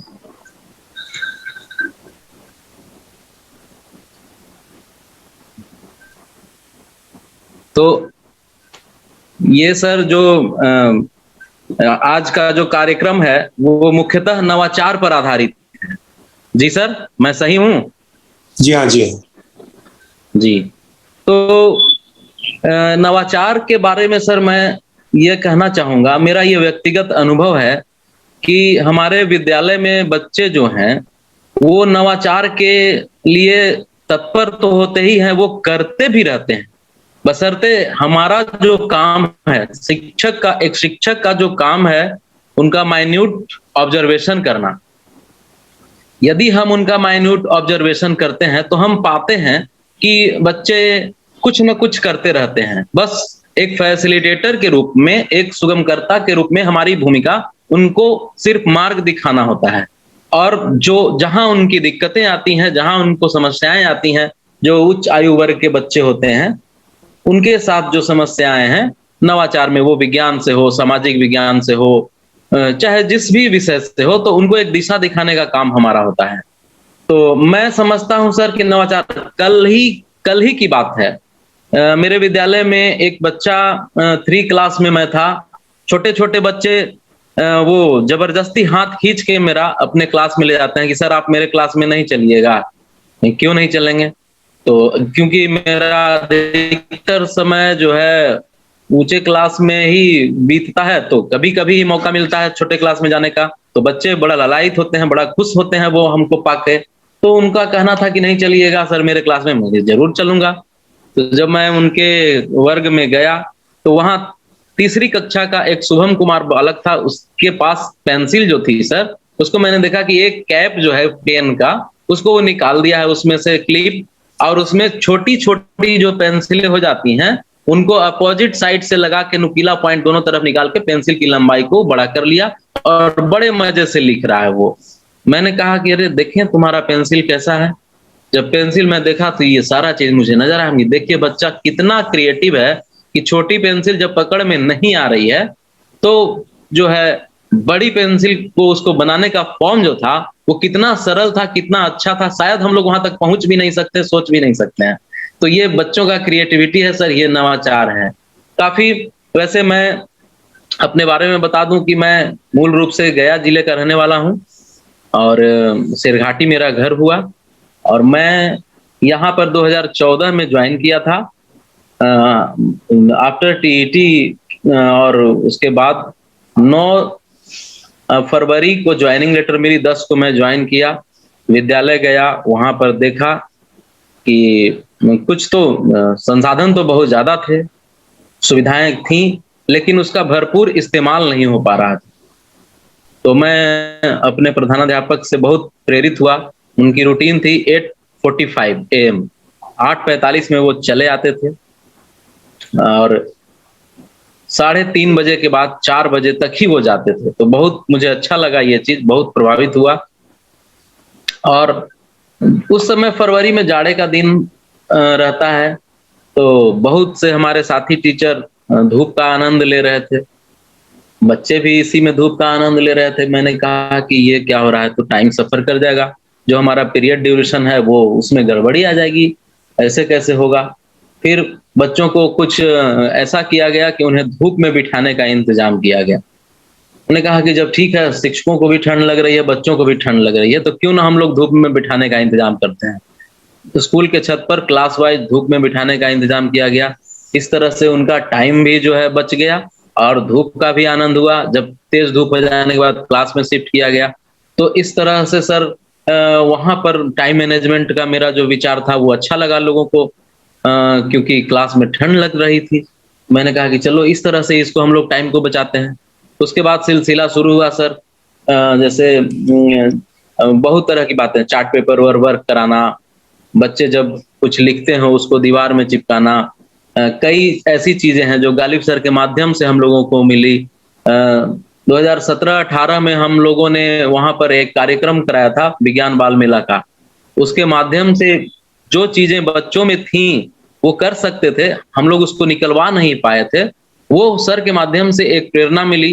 दाऊद नगर से, हसपुरा से टीम आई, प्रथम के टीम के साथ काम करने का मौका मिला, और आज उसका नतीजा है कि आज सभी स्कूल में डाइजेस्टिव सिस्टम का है, नर कंकाल है, और भी ह्यूमन बॉडी पार्ट्स है, सारे चीजों का टंगा हुआ सर जो है TLM मिलता है आज भी। आज उसी का दिन है। हमने वहां पर बाद में समानुभूति दर्पण कॉर्नर जो है एक, उसका प्रयोग किया, जिसमें है कि बच्चे कई ऐसी चीजें हैं, बच्चे बच्चियां जो हैं वो कह नहीं पाते हैं डायरेक्ट, तो उनको एक पत्र के माध्यम से उसमें डालना था उसमें, और उसके बाद उनका नाम गौण रख के उनकी समस्या को दूर किया जाता। ये चीजें हो गई। और भी इनके अतिरिक्त है कि छोटे छोटे बच्चों से कहानी कविताओं का संग्रह करके बाल अखबार, इसकी प्रेरणा भी मैं इसके लिए सहृदय धन्यवाद देना चाहूंगा गालिब सर का। उन्होंने इसके बारे में बताया। बातें तो थी, जहन में थी, आती थी, करते थे, कराते थे, लेकिन उनका संग्रह इस प्रकार से हो सकता था, ये बातें हम लोगों के समझ में नहीं आती थी। तो बाल अखबार निकाले, जिससे बच्चों के बीच छिपी हुई प्रतिभा, बच्चों में कई प्रतिभाएं विगत पिछले जब से ये विद्यालय रीओपन हुआ है कोरोना काल के बाद, मैं देख रहा हूं कि बहुत से बच्चों में जो है कहानी कहने की, ऐसे ही मैं बच्चों के क्लास में था तो बच्चे कहे मैं कहानी कहना चाहता हूं। एक बच्चा ऐसा मिला जिसकी कहानी 10 मिनट तक चली। तो वो बच्चे करते क्या है कि जो कार्टून देखते हैं रंगीन, और जो उनकी कहानियां होती हैं, हर कार्टून, देखिए बच्चे तो हमारे कार्टून देखते जरूर हैं, हम लोग उनको मना भी करते हैं, डांटते भी हैं, लेकिन हर कार्टून कुछ ना कुछ मैसेज छोड़ता है, चाहे वो सोशल हो, इकोनॉमिकल दृष्टिकोण से होते हुए पर्यावरण को जोड़ता हो। तो ये जो कार्टूनिस्ट होते हैं, जो कार्टून बनाते हैं, वो काफी मतलब गहन विचार करके बच्चों के मनोवैज्ञानिक दृष्टिकोण को भांपते हुए उसको रखते हैं। तो वो बच्चा जो है उसी का एक कहानी रखे हुए था, और वो उस कहानी को 10 मिनट तक वो कहा। भले उसके कहने में गड़बड़ी हो, कहीं ना कहीं वो है जो कि अपनी बात को स्पष्ट रूप से नहीं रख पाया, लेकिन वो कहीं ना कहीं था कि उसके मन में इतने सारे उस कहानी के प्रति शब्द विचार जितने थे वो आए, वो कहा। अब उनको देख के बहुत से बच्चे जो है कहानी कहना शुरू किए, किन्हीं की 2 लाइन की कहानी, किन्हीं की 10 लाइन की कहानी, किन्हीं का 10 मिनट तक चलने वाली कहानी। तो ये सारी चीजें जो हैं सर, बहुत सारी चीजें विद्यालय में हैं जिन्हें प्रतीकात्मक रूप से हम लोग देखते हैं, समझते हैं, लेकिन उनको उभारना, उनको बाहर निकालना हमारा ही काम होता है, हमारा दायित्व होता है। और यही मैंने किया है सर अपने विद्यालय में। मुझे कुछ पता नहीं था कि आगे चल के क्या होने वाला है। ये जो है ना, कर्म किए जा फल देगा भगवान वाली बात हुई है मेरे साथ। तो मैं जो देखता हूं अपने विद्यालय में, चाहे अगल बगल के विद्यालय में या और भी बच्चों के साथ, तो बच्चों में प्रतिभाएं छिपी हुई हैं, बशर्ते हम उनका सही समय पर अवलोकन करें और उनको बाहर निकालने का प्रयास करें। जी सर।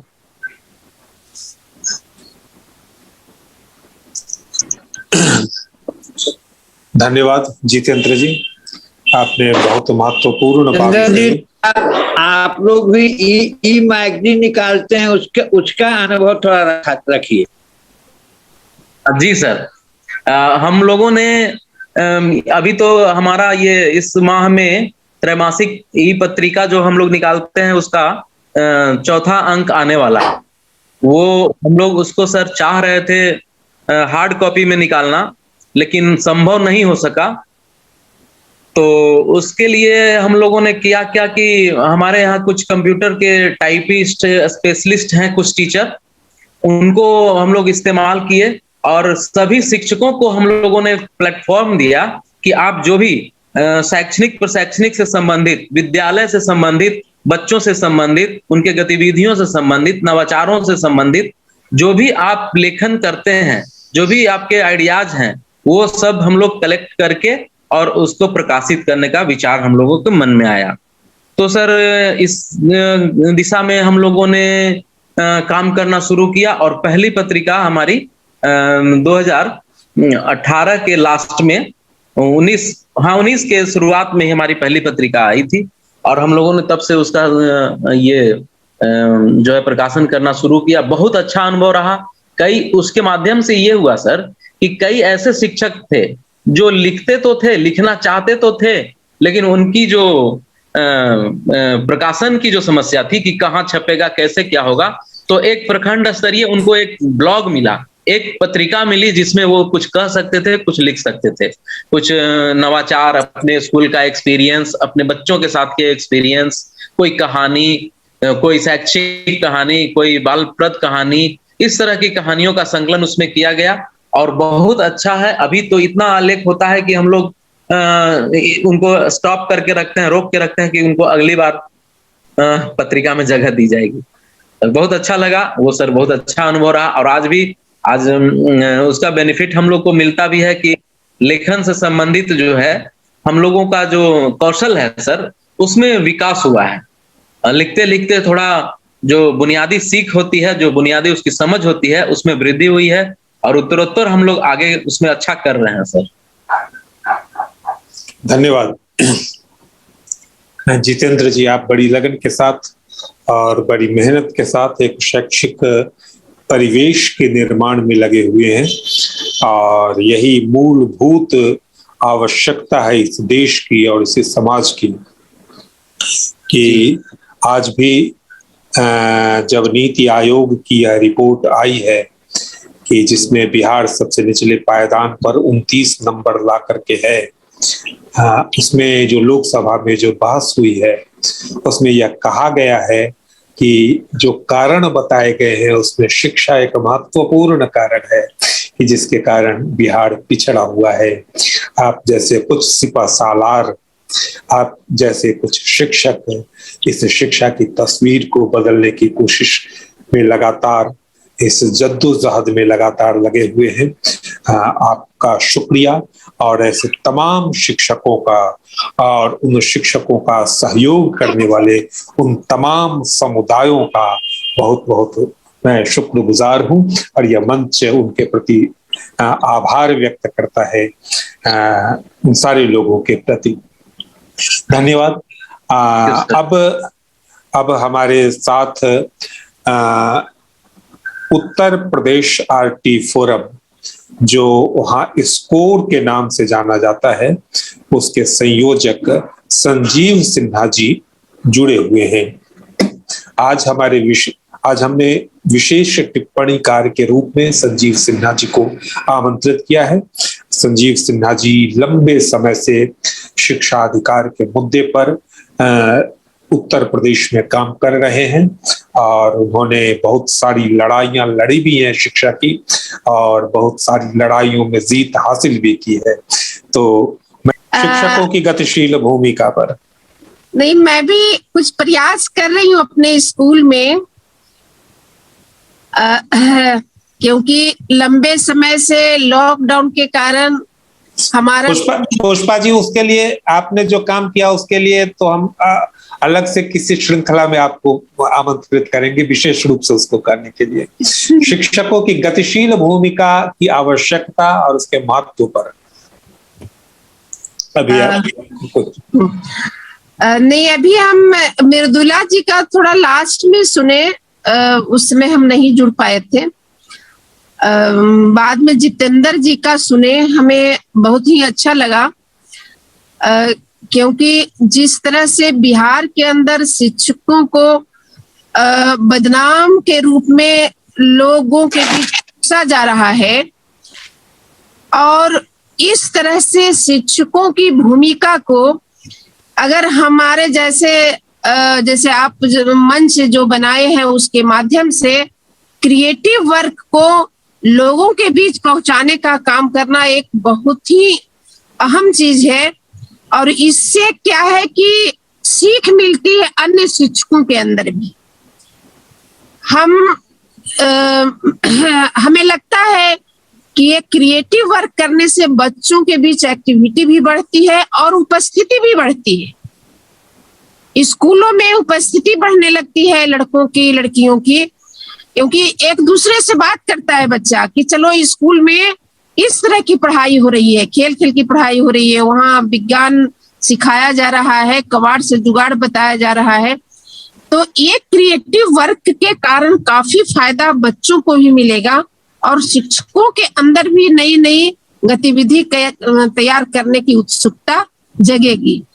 हमें लगता है कि जिस तरह से औरंगाबाद के अंदर कई स्कूलों को क्रिएटिव वर्क से जोड़ा गया है और शिक्षकों को जोड़ा गया है। इसी तरह से अन्य जिलों में भी जो छोटे छोटे स्तर के स्कूल हैं, जो प्राइमरी स्कूल है, सबसे ज्यादा प्राइमरी स्कूल के बच्चे आज सीजन के कगार पर है और वो अनपढ़ बन रहे हैं। वो बच्चे, उनके बीच इस तरह से क्रिएटिव वर्क करने से काफी फायदा मिलेगा हमें लगता है।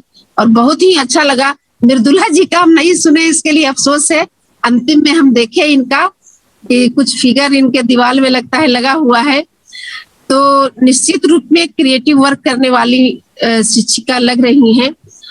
और समय अगर मिला तो हम लोग को एक बड़े स्तर पर जूम की मीटिंग की तो ये मैंने है ही, लेकिन फिजिकल रूप से अगर जुटान हो इस तरह के शिक्षकों का जो क्रिएटिव वर्क कर रहे हैं तो सीखने का मौका मिलेगा।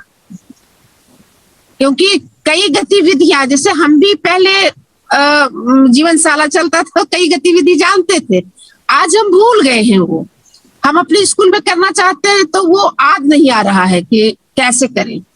तो ये क्रिएटिव वर्क करने वाले शिक्षकों का समूह जो है, उसकी अगर फिजिकल मीटिंग कहीं भी हो, हम नवादा में भी ऑर्गेनाइज कर सकते हैं या कहीं भी किसी भी जिला में ऑर्गेनाइज हो, तो इससे शिक्षकों के अंदर गतिविधियां करने की आदत पड़ेगी और नई नई गतिविधियां निकल कर आएगी।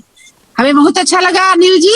हम कई बार मौका हमको नहीं मिल पाता था, आज हम एकदम टाइम निकाले हैं कि हमको आज से शामिल होना है इसमें, इसलिए शामिल होकर और प्रयोग हम भी स्कूल में शुरू कर रहे हैं। अभी सक्सेस नहीं है क्योंकि काफी हमको, पहले हम बहुत घूमते थे दूसरी जगह एसआर जी के रूप में, लेकिन अब हम 8 साल हमारी नौकरी बची है, केंद्रित होना चाहते हैं अपने विद्यालय के अंदर और एक नया तरीके का विद्यालय बनाना चाहते हैं। आप लोग का सहयोग रहा तो निश्चित रूप में महादलित का गांव है वो आगे बढ़ सकता है। बहुत सुंदर पुष्पा जी, धन्यवाद पुष्पा जी का। पुष्पा जी को शिक्षक सम्मान से सम्मानित हैं और महिला सम्मान से भी इनको सम्मानित किया गया है। और ये केवल एक शिक्षिका नहीं है, समाज सेविका है और अपने क्षेत्र में नवादा में एक बड़ी समाज सेविका के रूप में इनकी पहचान है। धन्यवाद पुष्पा जी का। और राम नरेश है क्या अनिल जी कहा बोले? हाँ कहा जाए। अभी हसरत मोहानी साइंस घर औरंगाबाद में बच्चों का एक अखबार का कार्यशाला किया और अखबार तैयार है,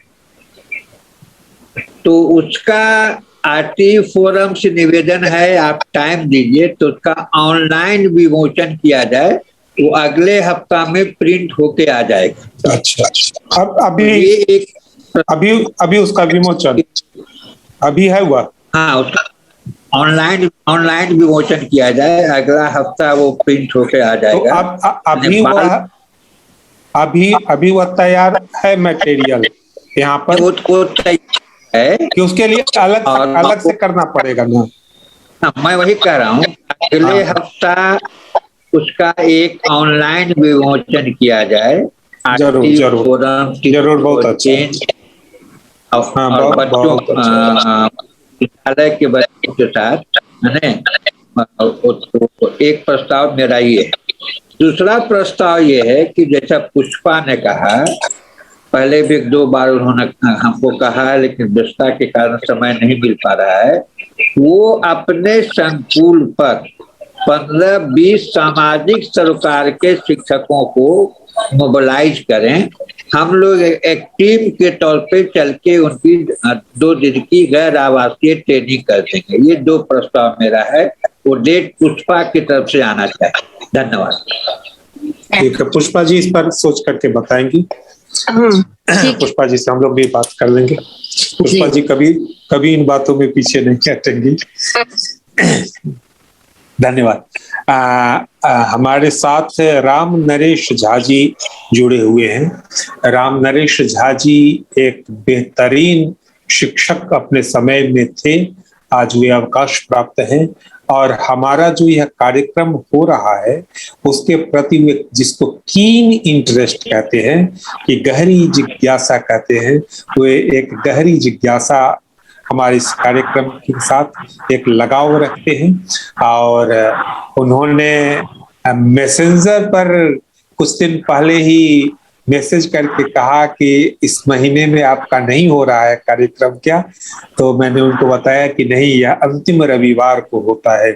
तो बहुत अभिरुचि इनकी रहती है और एक अच्छे शिक्षक होने के नाते और कोई भी जो अच्छा शिक्षक रहेगा इसमें वह अपने को अपना जुड़ाव महसूस करेगा।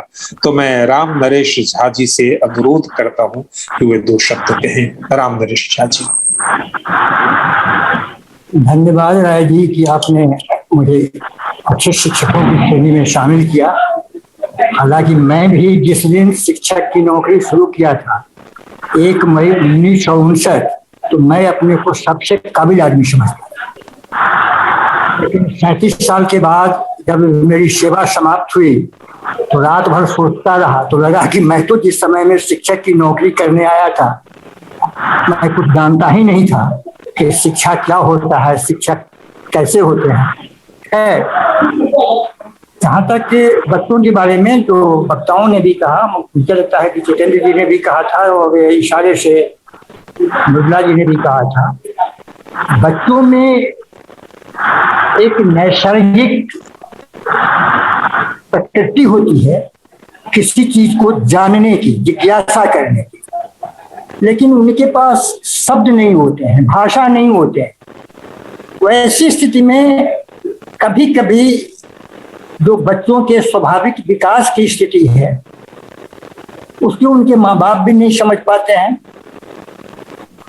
कुछ, और कभी कभी शिक्षक भी नहीं समझ पाते हैं, क्योंकि ज्यादा शिक्षक मेरे ही जैसे जिस दिन शुरू करते हैं शिक्षक का काम तो समझते हैं कि वो सब कुछ जानते हैं।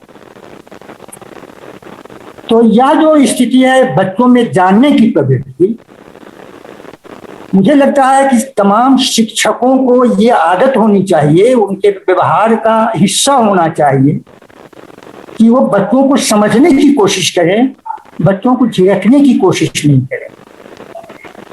आपने ठीक ही कहा, नवाचार में जितने भी साथी शिक्षक आए हैं आपके आलोक दूत, सबों ने इस पर करीब करीब इस पर एक अपनी राय शामिल की है और उनकी यही राय है। तो बच्चों में जो स्वाभाविक क्षमता है विकास की, शिक्षक उसमें सिर्फ सहायक हो सकते हैं और उसके लिए शिक्षक को ज्यादा प्रयास करने की जरूरत नहीं है। जरूरत इतनी जरूर होती है कि जिस तरह से विद्यार्थी जो बच्चे हैं बच्चियां हैं उनको शिक्षकों पर विश्वास होता है कि ये शिक्षक हैं, वो माँ बाप की बात की अवहेलना कर देते हैं, शिक्षक की नहीं।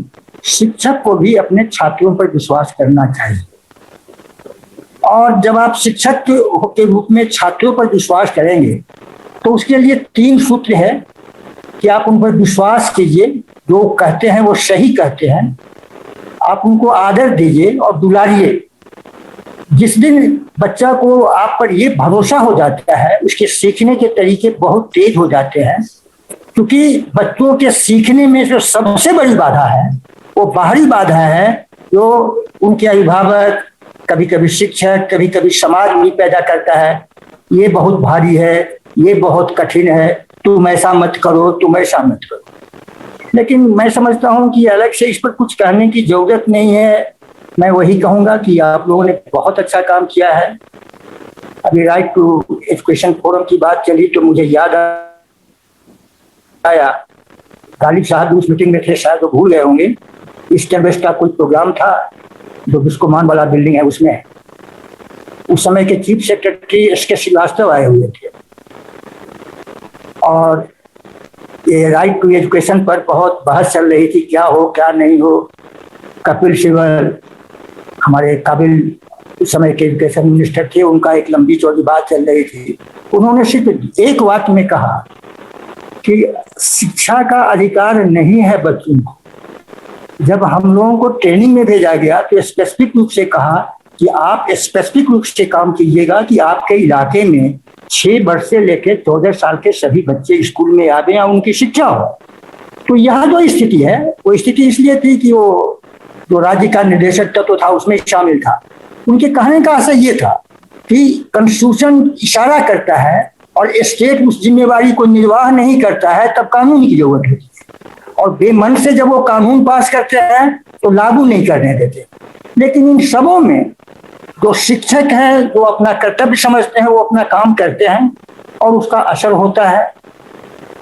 जैसा कि आपने उन स्कूलों में देखा है, बहुत से स्कूलों के जहाँ के अभी तक आपके आलोक दूत नहीं आ पाए हैं, हर जगह पर अगर एक भी शिक्षक है कि वो बच्चे को समझने की कोशिश करता है, जिसको आप मोटा मोटी कहिए कि शिक्षक छात्र को पढ़ने का काम करते हैं, तो वहाँ छात्रों का विकास बड़ी तेजी से होता है और समाज का विकास होना है।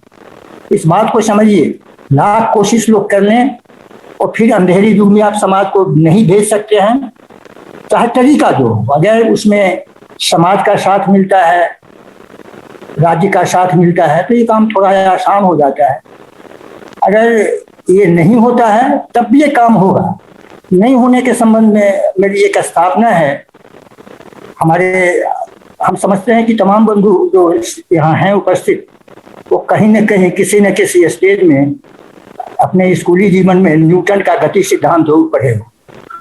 पहला सिद्धांत जिसको जड़ता का सिद्धांत कहा जाता है, वो समाज विज्ञान में भी लागू होता है, सोशल प्रैक्टिसेस में लागू होता है। समाज में जो जिस स्थिति में है, जितनी अच्छी इंटेंशन लेके आप उसमें सुधार करने के लिए जाइएगा तो पूरा समाज आपके खिलाफ हो जाता है। तो ये अपने को बहुत काबिल पूछता है, ये हमारी परंपरा के खिलाफ है, ये हमारा क्या क्या के खिलाफ है। तो इसलिए मैं इन तमाम साथी शिक्षकों को, क्योंकि हमारे साथी हैं, हम उनसे कहेंगे कि अगर वैसा मौका आता है तो आपको और पक्का निश्चय करना चाहिए कि आप सही काम कर रहे हैं, और आप सही काम कर रहे हैं ये साबित आपका विद्यार्थी कल करेगा। धन्यवाद। आज इतना ही हम कर सकते हैं और इतना जरूर चाहेंगे कि फिर अगली बार आपके साथ शामिल। जरूर जरूर। धन्यवाद राम नरेश झा जी, आपने बहुत महत्वपूर्ण बात कही कि जो समाज जड़ताओं में जकड़ा हुआ रहता है वह नवीनता को स्वीकार करने में हिचकिचाता है, और हमेशा ही कोई साहसी आदमी बढ़कर अपने हथौड़े से, मजबूत हथौड़े से, न हारने वाले मत हथौड़े से जड़ता की उन जंजीरों को तोड़ता है और फिर समाज नए दायरे में प्रवेश करता है। यही अभी तक समाज विकास का यह नियम रहा है, इसी तरह वह समाज आज तक अग्रसर होता रहा है। धन्यवाद राम नरेश झा जी। मेरा नमस्कार। नमस्कार। शमशेर आलम जी हमारे साथ हैं। शमशेर आलम जी प्रधान अध्यापक हैं औरंगाबाद के ही, और हमारे जो दो प्रमुख वक्ता रहे हैं आज वे भी औरंगाबाद के ही रहे हैं। और शमशेर आलम जी वहां पर एक महत्वपूर्ण शिक्षक के रूप में, शिक्षक समुदाय के रूप में स्थापित हैं। तो मैं शमशेर आलम जी से अनुरोध करता हूँ दो शब्द। नमस्कार सर। नमस्कार नमस्कार। दिलीप जी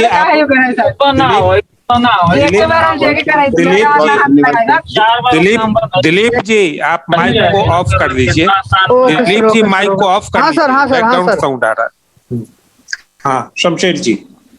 सर जी सर, बहुत अच्छा लगा सर ये जो प्रोग्राम हुआ। मैं सोच ही रहा था कि सर को कब हमारी याद आएगी।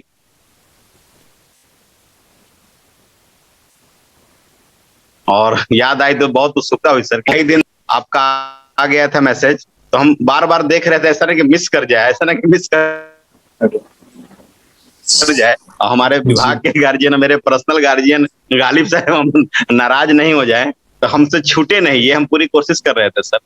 तो आज का दिन बहुत ही हमारे लिए सर बड़ा, हम सुपर संडे इसको कहेंगे कि 12 बजे से सर सत्यम मिश्रा जी जो ग्लोबल टीचर पुरस्कार के लिए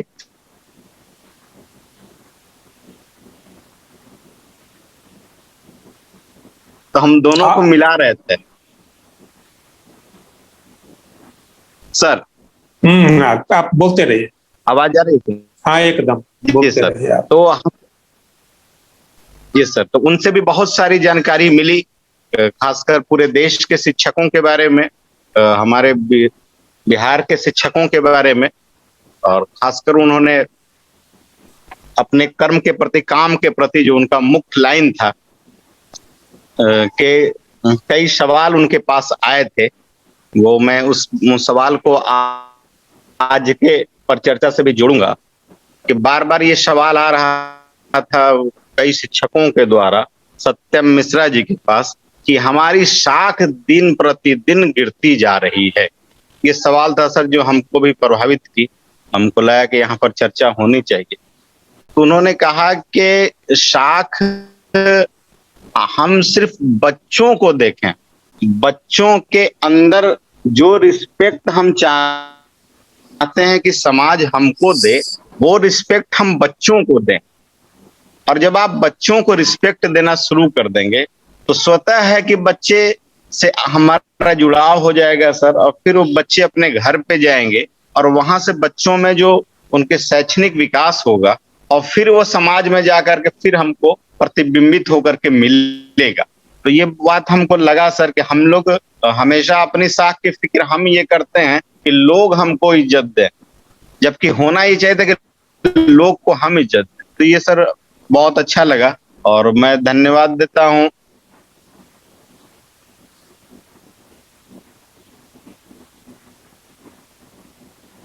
और सर मृदुला जी का काफी मेरा ये दुर्भाग्य रहा कि बीच में एक बहुत ही इंपॉर्टेंट व्यक्ति आ गए जिसकी वजह से जितेंद्र जी का नहीं सुने, वो हमारे अभिन्न मित्रों में से हैं, तो उनका नहीं सुन पाया सर।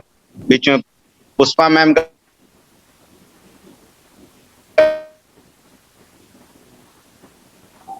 सुने, बहुत अच्छा लगा। अभी सर जो सेवानिवृत्त, अच्छा लगा सर। एक चीज हमारा हम फोन से भी बात नहीं कर पा रहे हैं गालिब सर से, चूंकि सर का एक निर्देश था कि अपने विद्यालय में तुम विज्ञान सेंटर बनाओ।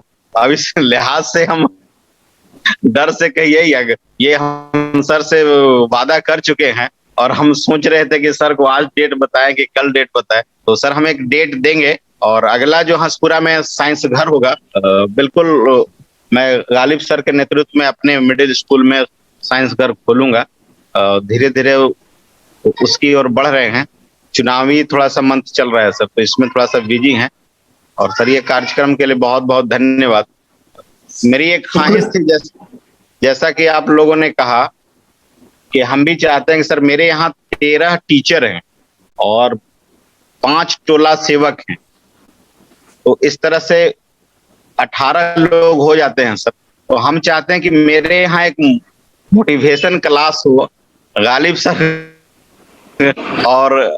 सर का और अनिल सर का, ताकि कुछ नई बात आए, हमको महसूस होता है। आप सर जब भी आपको टाइम देंगे हम आप डेट दे दो ना भाई शमशेर सर से बात करके डेट दे दो हमको, अनिल जी को कोई दिक्कत नहीं है, जब डेट दोगे हम लोग आ जाएंगे। आप बहुत बहुत शुक्रिया, बहुत बहुत शुक्रिया सर, और उसके लिए ये माफी की जो आपने कहा था हम कर नहीं पाए अभी तक, लेकिन इंशाल्लाह हम अगले महीने में साइंस घर का उद्घाटन करवाते हैं। हाँ, तो गालिब साहब ने यह नहीं कहा होगा कि गालिब साहब ने यह नहीं कहा होगा कि मुख्य दिन ही इसको कर लेना है, उन्होंने कहा होगा कि कर लेना है, करना है इस तरह। और जिस बात के लिए आप आमंत्रित कर रहे हैं, तो हम लोग तो झोला उठा करके इसी काम में लगे हुए हैं। तो जब आप पुकारेंगे हम दौड़ते हुए चले आएंगे। धन्यवाद शमशेर आलम जी। और हमारे साथ डॉक्टर गंगा सागर दीनबंधु जी जुड़े हुए हैं। आपके यहाँ से बैकग्राउंड आवाज कुछ आ रही है, तो उसको जरा यह करके और अपनी बात आप 2 शब्द कहें।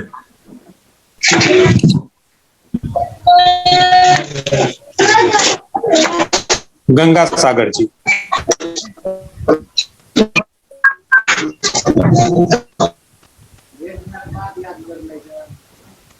गंगा सागर जी। नीरज नयन आनंद भी है एक, नीरज आनंद, सरकारी विद्यालय में हेडमास्टर है। अच्छा। नीरज आनंद जी, गंगा सागर जी अभी नहीं कह पा रहे हैं, तब तक नीरज आनंद जी आप अपनी बात कहें। जी आप सबों को नमस्कार। नमस्कार। मैं नीरज नैल आनंद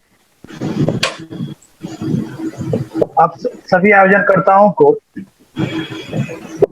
धन्यवाद देना चाहूंगा कि एक अच्छा पहल और एक अच्छा मंच है। शिक्षकों की गतिशील भूमिका के संबंध में चर्चा हो रही है। मुझे जानकारी प्राप्त हुई और मैं जुड़ा और सभी वक्ताओं को सुन रहा था। सबों ने विद्यालय में अच्छा प्रयास किया है और विद्यालय और शिक्षार्थियों उनकी विकासशील भूमिका में अपनी महत्वपूर्ण भूमिका का निर्वहन किया है। मैं अपने अनुभवों को आप सबों के बीच रखना चाहूंगा कि मेरी नियुक्ति बिहार के कटिहार जिले में एक सुदूर ग्रामीण क्षेत्र में हुई।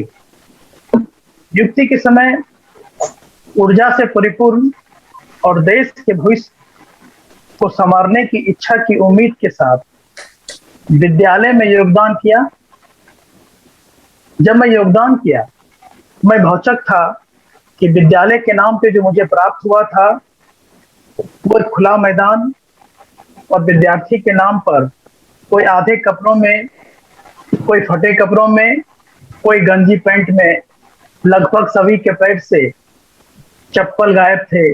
शर्ट थे तो शर्ट का बटन आगे पीछे लगा हुआ, कपड़े लगभग सभी के गंदे इत्यादि थे।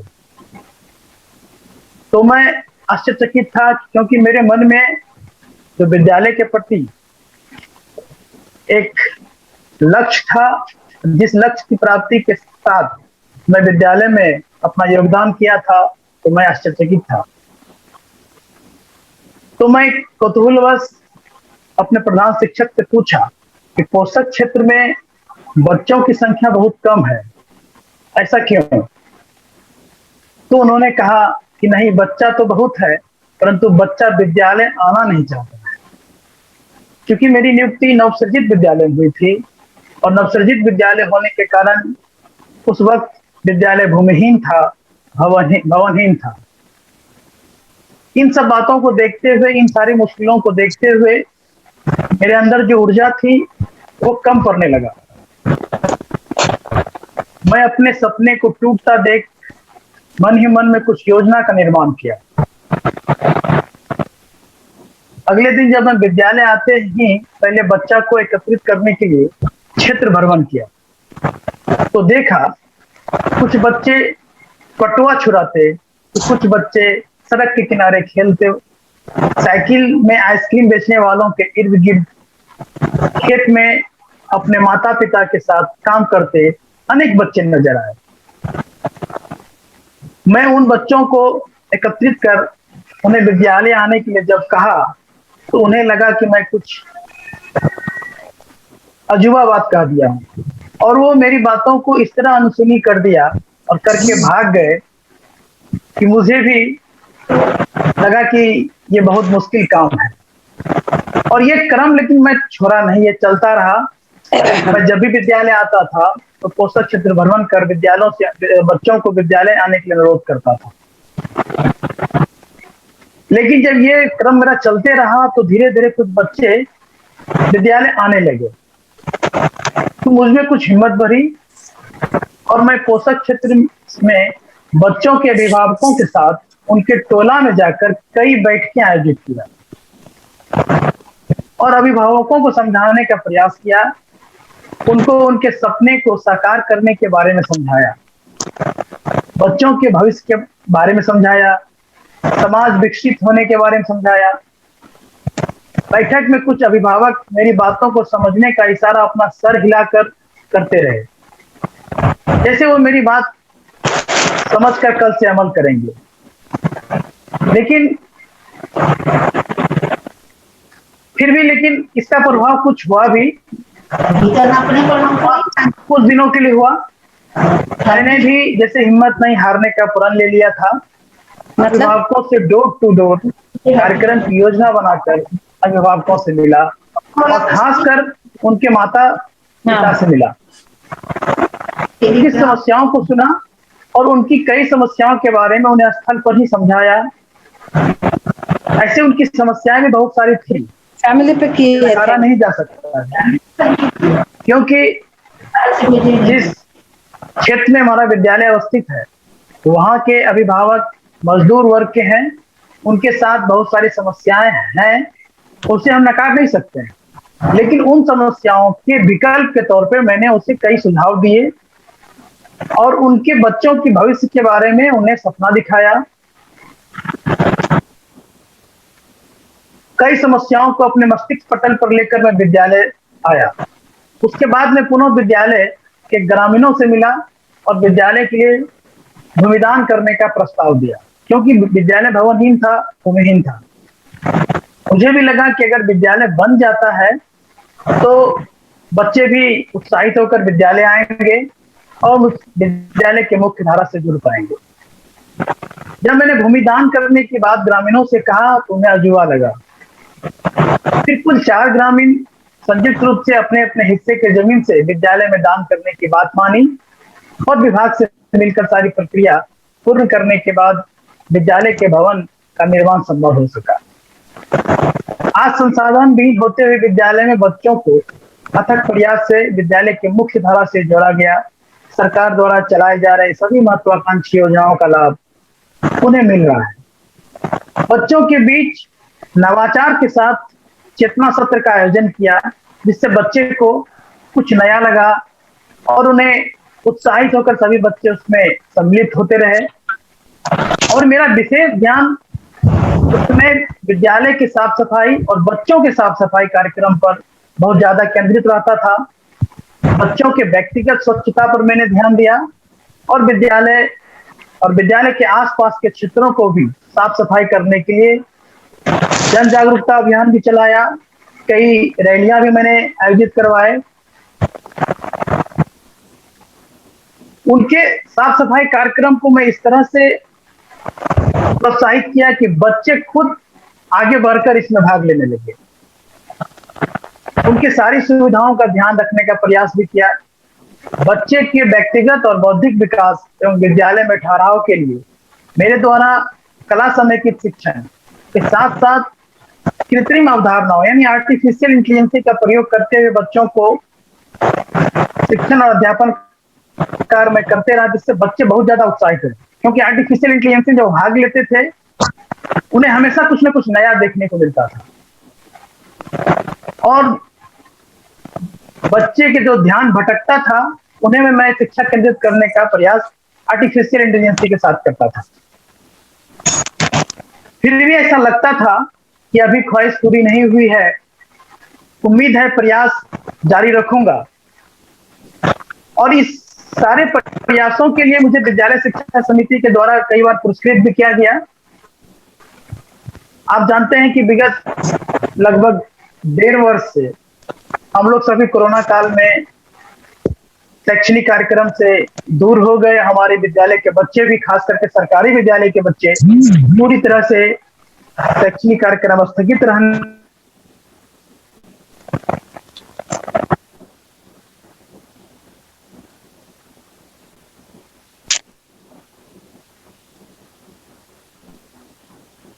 नीरज जी आपकी आवाज बंद हो गई है। मेरे में आया वो सब बच्चे निजी विद्यालय में अध्ययनरत हैं, उन्हें इस कोरोना काल में भी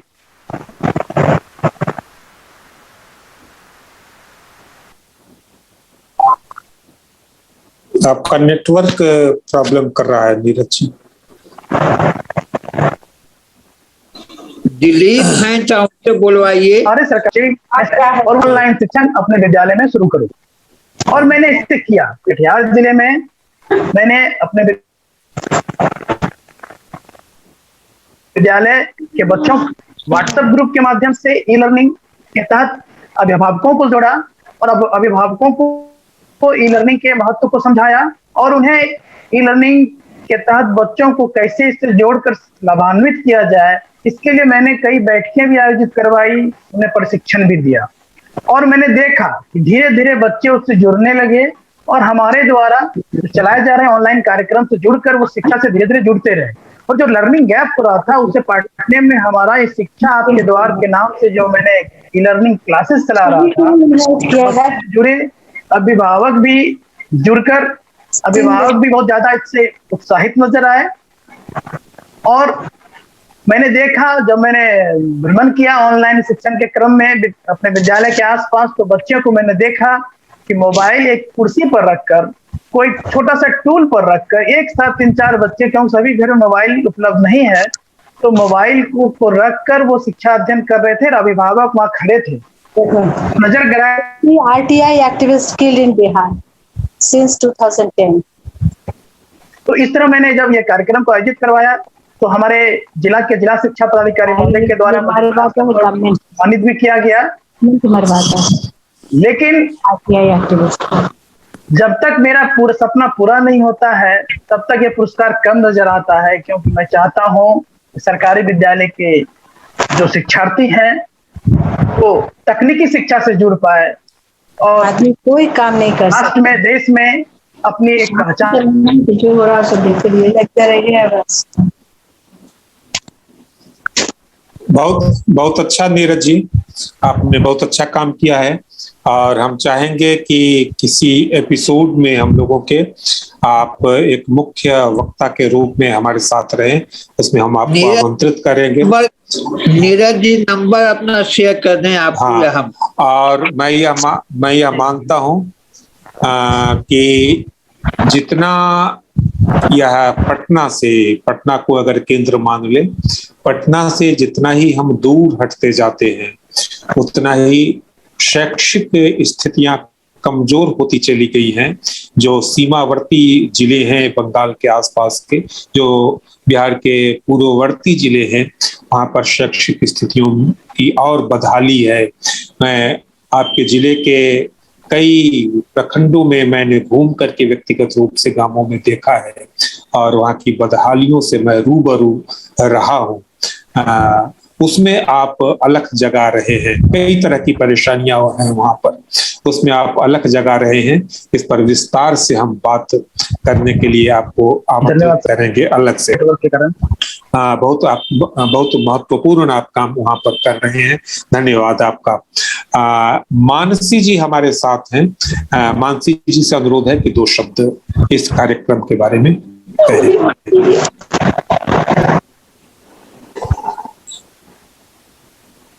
मानसी जी सुन पा रही हैं आप? मानसी जी नहीं सुन पा रही है शायद। दिलीप कुमार जी हमारे साथ हैं, उनसे अनुरोध है कि वे क्या कर रही तो बोलो ना कि ठीक है, मैसेज कर दो। दिलीप कुमार जी अपनी बात कहें।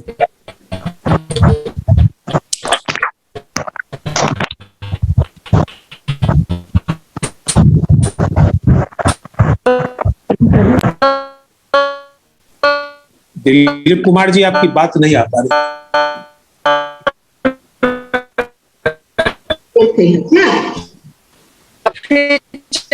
थे परीक्षा के पर हूँ, कुछ लड़कों को परीक्षा दिलाने और वहां से लौट हूँ। आवाज नहीं आ पा रही है। हेलो, हाँ कहा जाए। क्या मेरी आवाज जा रही है सर? हाँ अब आ रही है। मैं बोल रहा हूँ कि अभी मैं माफी चाहूंगा, अभी ड्राइविंग वे पर हूँ। लड़कों को परीक्षा दिलाने के लिए आरा आ गया था मैं, PMT का एग्जाम था, इसलिए मैं केवल सुन सकता हूँ। ठीक, धन्यवाद। और भी कोई साथी अपनी बात अगर करना चाह रहे हैं? मानसी जी कहना चाह रहे हैं। धीरज जी आप कुछ कहें। सरिता जी हैं, सूरज जी,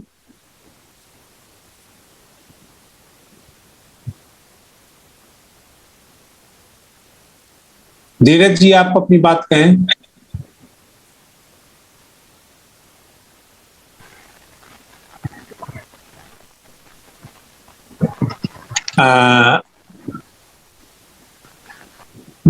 जितेंद्र जी आप अपनी बात कहें। तो मैं अब हमारे साथ आरटी फोरम के सह संयोजक, आरटी फोरम बिहार के सह संयोजक राजीव रंजन जी जुड़े हुए हैं। उनसे मैं अनुरोध करूंगा कि आज की बातचीत और इस कार्यक्रम पर 2 शब्द कहें। राजीव रंजन जी।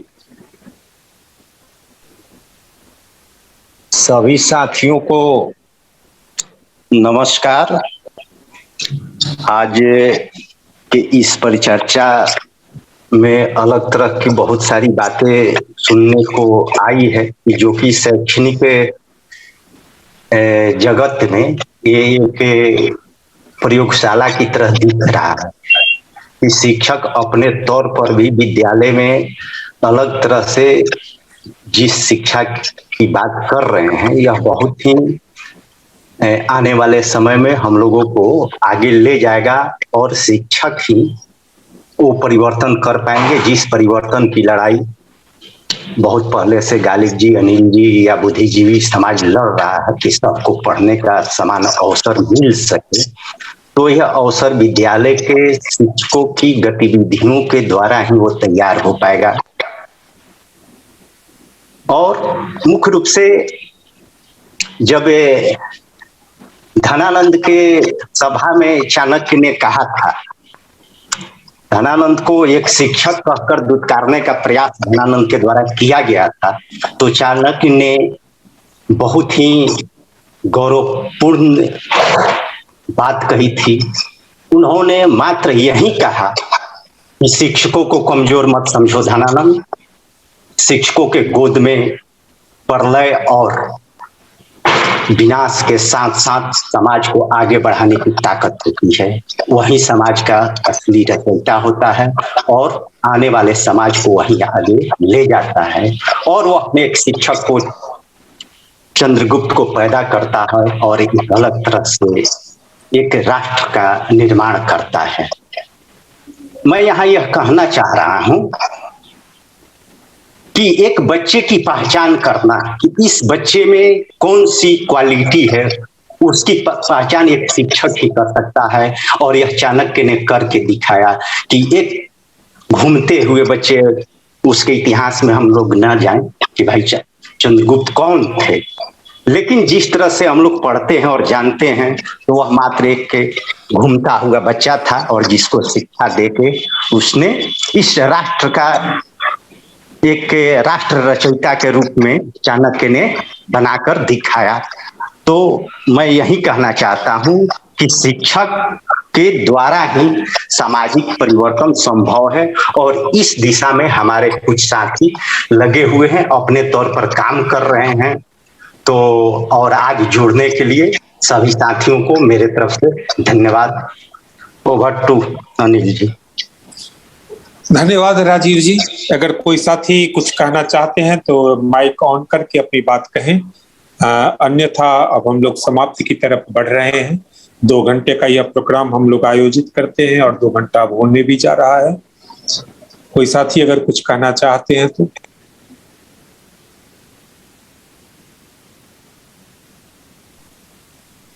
जी सर, मैं जितेंद्र कुमार सिन्हा। हाँ जितेंद्र जी, आपका नाम पुकारा था। जी, मैं एक कॉल आ गया था सर। जी हाँ जी हाँ, संक्षेप में 2 शब्द में आज के कार्यक्रम पर। ये सर जो कार्यक्रम की शुरुआत की गई है, इसके पहले जो भी कार्यक्रम हुए हैं उसमें तो मैं शामिल नहीं हो पाया। एक विशेष आग्रह है मेरा सर आप सभी से, आर्किटेक्ट इंडिया के जितने भी आरटी फोरम के जितने भी मेंबर हैं सर, इसका लिंक मुझे जरूर भेजें और मैं इसमें सर प्रत्येक इसके मीटिंग में प्रत्येक जो भी कार्यक्रम की रूपरेखा है उसमें मैं शामिल होना चाहता हूं सर। आज के इस कार्यक्रम के बारे में मैं कहना चाहूंगा कि जितने भी लोगों का मैंने सुना, जितने भी शिक्षक हमारे उद्बोधन जो आज दिए अपना, उनसे मैं बहुत प्रेरित हुआ और इन्हीं सब चीजों को मैं सुन के, समझ के, देख के कुछ सीख पाता हूँ। कुछ समझ पाता हूँ। तो मैं चाहूंगा सर कि इस तरह के लिंक मुझे अवश्य दी जाए। गालिब सर से मेरा विशेष आग्रह होगा कि सर इसकी जानकारी मुझे पूर्व में जरूर दी जाए ताकि मैं समय से इसको ज्वाइन कर सकूं। धन्यवाद सर। अनिल सर। धन्यवाद जितेंद्र जी। आपके पास जो मैसेज गया होगा जितेंद्र जी, उसमें YouTube लाइव का लिंक भी उसमें दिया हुआ है। वह लिंक आज के प्रोग्राम का दिया हुआ है, लेकिन आप जब वहाँ आर्किटेक्ट के उस चैनल को आप देखेंगे तो वहाँ पर इसके पहले के भी वीडियोस आपको वहाँ पर मिल जाएंगे और शैक्षिक कार्यक्रमों के ढेर सारे वीडियोस वहाँ पर हैं। आर्किटेक्ट के मंच से हम लोगों ने ही, बिहार के लोगों ने ही और आरटी फोरम के लोगों ने ढेर सारे कार्यक्रम किए हैं और आर्किटेक्ट के उस मंच पर, यूट्यूब मंच पर वो सारे चीजें सहज करके रखी हुई हैं। हम आज के कार्यक्रम का भी वीडियो आपको प्रेषित करेंगे, गालिब साहब के पास जाएगा और गालिब साहब के माध्यम से वो आपके पास तक पहुंच जाएगा। अच्छा, तो अनिल जी, जी हाँ, मैंने यहाँ इसका लिंक यहाँ पे दे दिया है चैट बॉक्स में। अच्छा, चैट बॉक्स से भी उसको एक लिंक दे दिया और एक लिंक और दे रहा हूँ। इस लिंक को क्लिक करें तो सारे आपको आलोक दूत के सारे वीडियो इस लिंक पे मिल जाएंगे। अभी एक लिंक शेयर किया मैंने, उस पे सारे वीडियो आलोक दूत के नाम से हुआ है, वो सारे को हमने एक जगह पिरो करके इस लिंक क्रिएट कर दिया है। तो अच्छा, तो इसी एक लिंक पर आलोक दूत के सारे कार्यक्रम मिल जाएंगे। एक बात अनिल जी। जी हाँ, बोलूं? जी हाँ जी। जितेंद्र जी से मैं माफी चाहूंगा, उनका नंबर मिसप्लेस हो गया था, इसलिए कहीं से हासिल करके इस बात को जोड़ा। और जितेंद्र जी एक बहुत ही हाईली मोटिवेटेड और पेडागॉजी के एक्सपर्ट हैं, गया के रहने वाले हैं, हमारे बहुत पुराने मित्र हैं। इनके साथ मिलकर के बहुत से नवाचार हमने किया विभाग में और विपरीत परिस्थितियों में क्या बोलते हैं अपने स्कूल में काम करते हैं। तो मैं तो माफी चाहूंगा कि उनका नंबर मेरे पास नहीं था, मैंने इस बार हासिल किया और इस बार उसको जोड़ा और आगे से शिकायत की। लेकिन जिस सोर्स से उनको यह मैसेज मिला होगा, जिस ग्रुप में, वहाँ उसका लिंक जरूर होगा, उसके साथ ही मैसेज के साथ ही था। धन्यवाद गालिब साहब। अब हम लोग इसके समापन की तरफ बढ़ रहे हैं। साथियों, यह आज का यह जो कार्यक्रम और हमारे आलोक दूत कार्यक्रम की यह श्रृंखला मुख्यतः शिक्षकों पर केंद्रित है। यह ऐसे उन शिक्षकों पर केंद्रित है जो अपनी अपनी जगहों पर, अपनी अपनी छोटी छोटी जगहों पर, विद्यालय बहुत बड़ी चीज नहीं होती है वह विश्व के पटल पर, ये अपनी छोटी छोटी जगहों पर एक छोटा छोटा दिया जला रहे हैं और उस दिए की रोशनी अड़ोस पड़ोस में फैल रही है। हम उन दियों का पता लगाने की कोशिश करते हैं इस आलोक दूत कार्यक्रम के माध्यम से कि कहां कहां कौन कौन सा दिया जल रहा है और वह दिया किस किस तरह का प्रकाश अपने अपने इर्द गिर्द फैला रहा है। हमारी तलाश केवल उन दियों की तलाश करना और उन दियों के कारनामों को, उन दियों के अचीवमेंट्स को प्रकाशित करना है।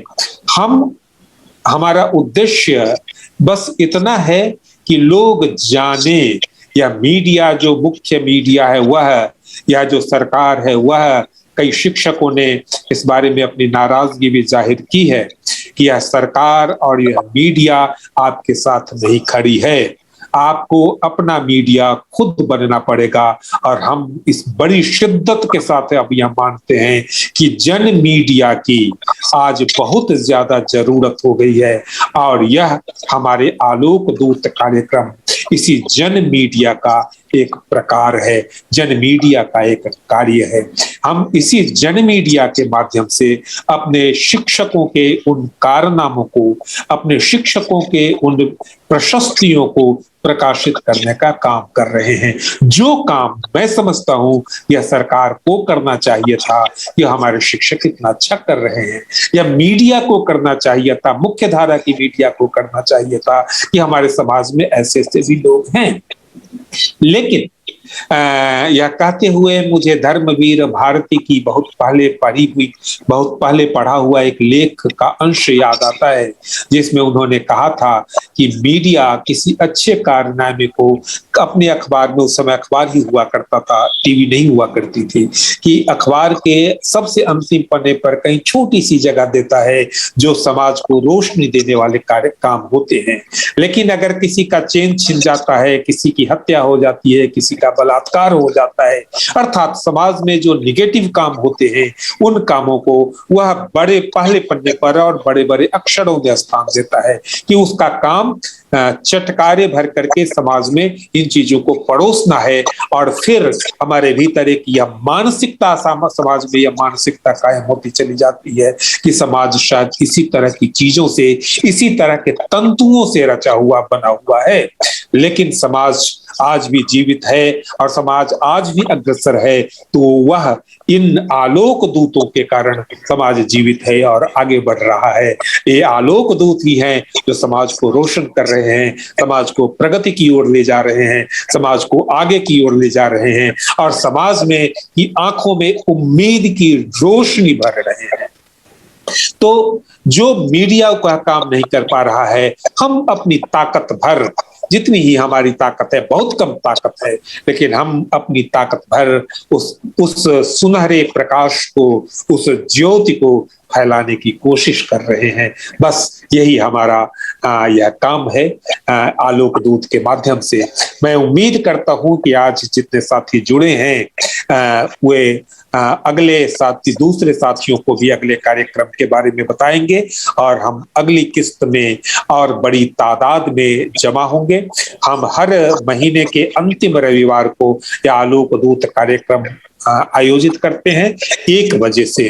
यह निर्धारित हमारा समय है। अगर बहुत बड़ा कारण परिवर्तन का नहीं हो जाए तो आज जुड़ने वाले समस्त वक्ताओं को और अपने मंतव्य देने वाले समस्त साथियों को मैं अपने तहे दिल से मैं उनका धन्यवाद करता हूं और उन्हें अगले एपिसोड में फिर से इसी उत्साह के साथ शामिल होने का आमंत्रण भी देता हूं।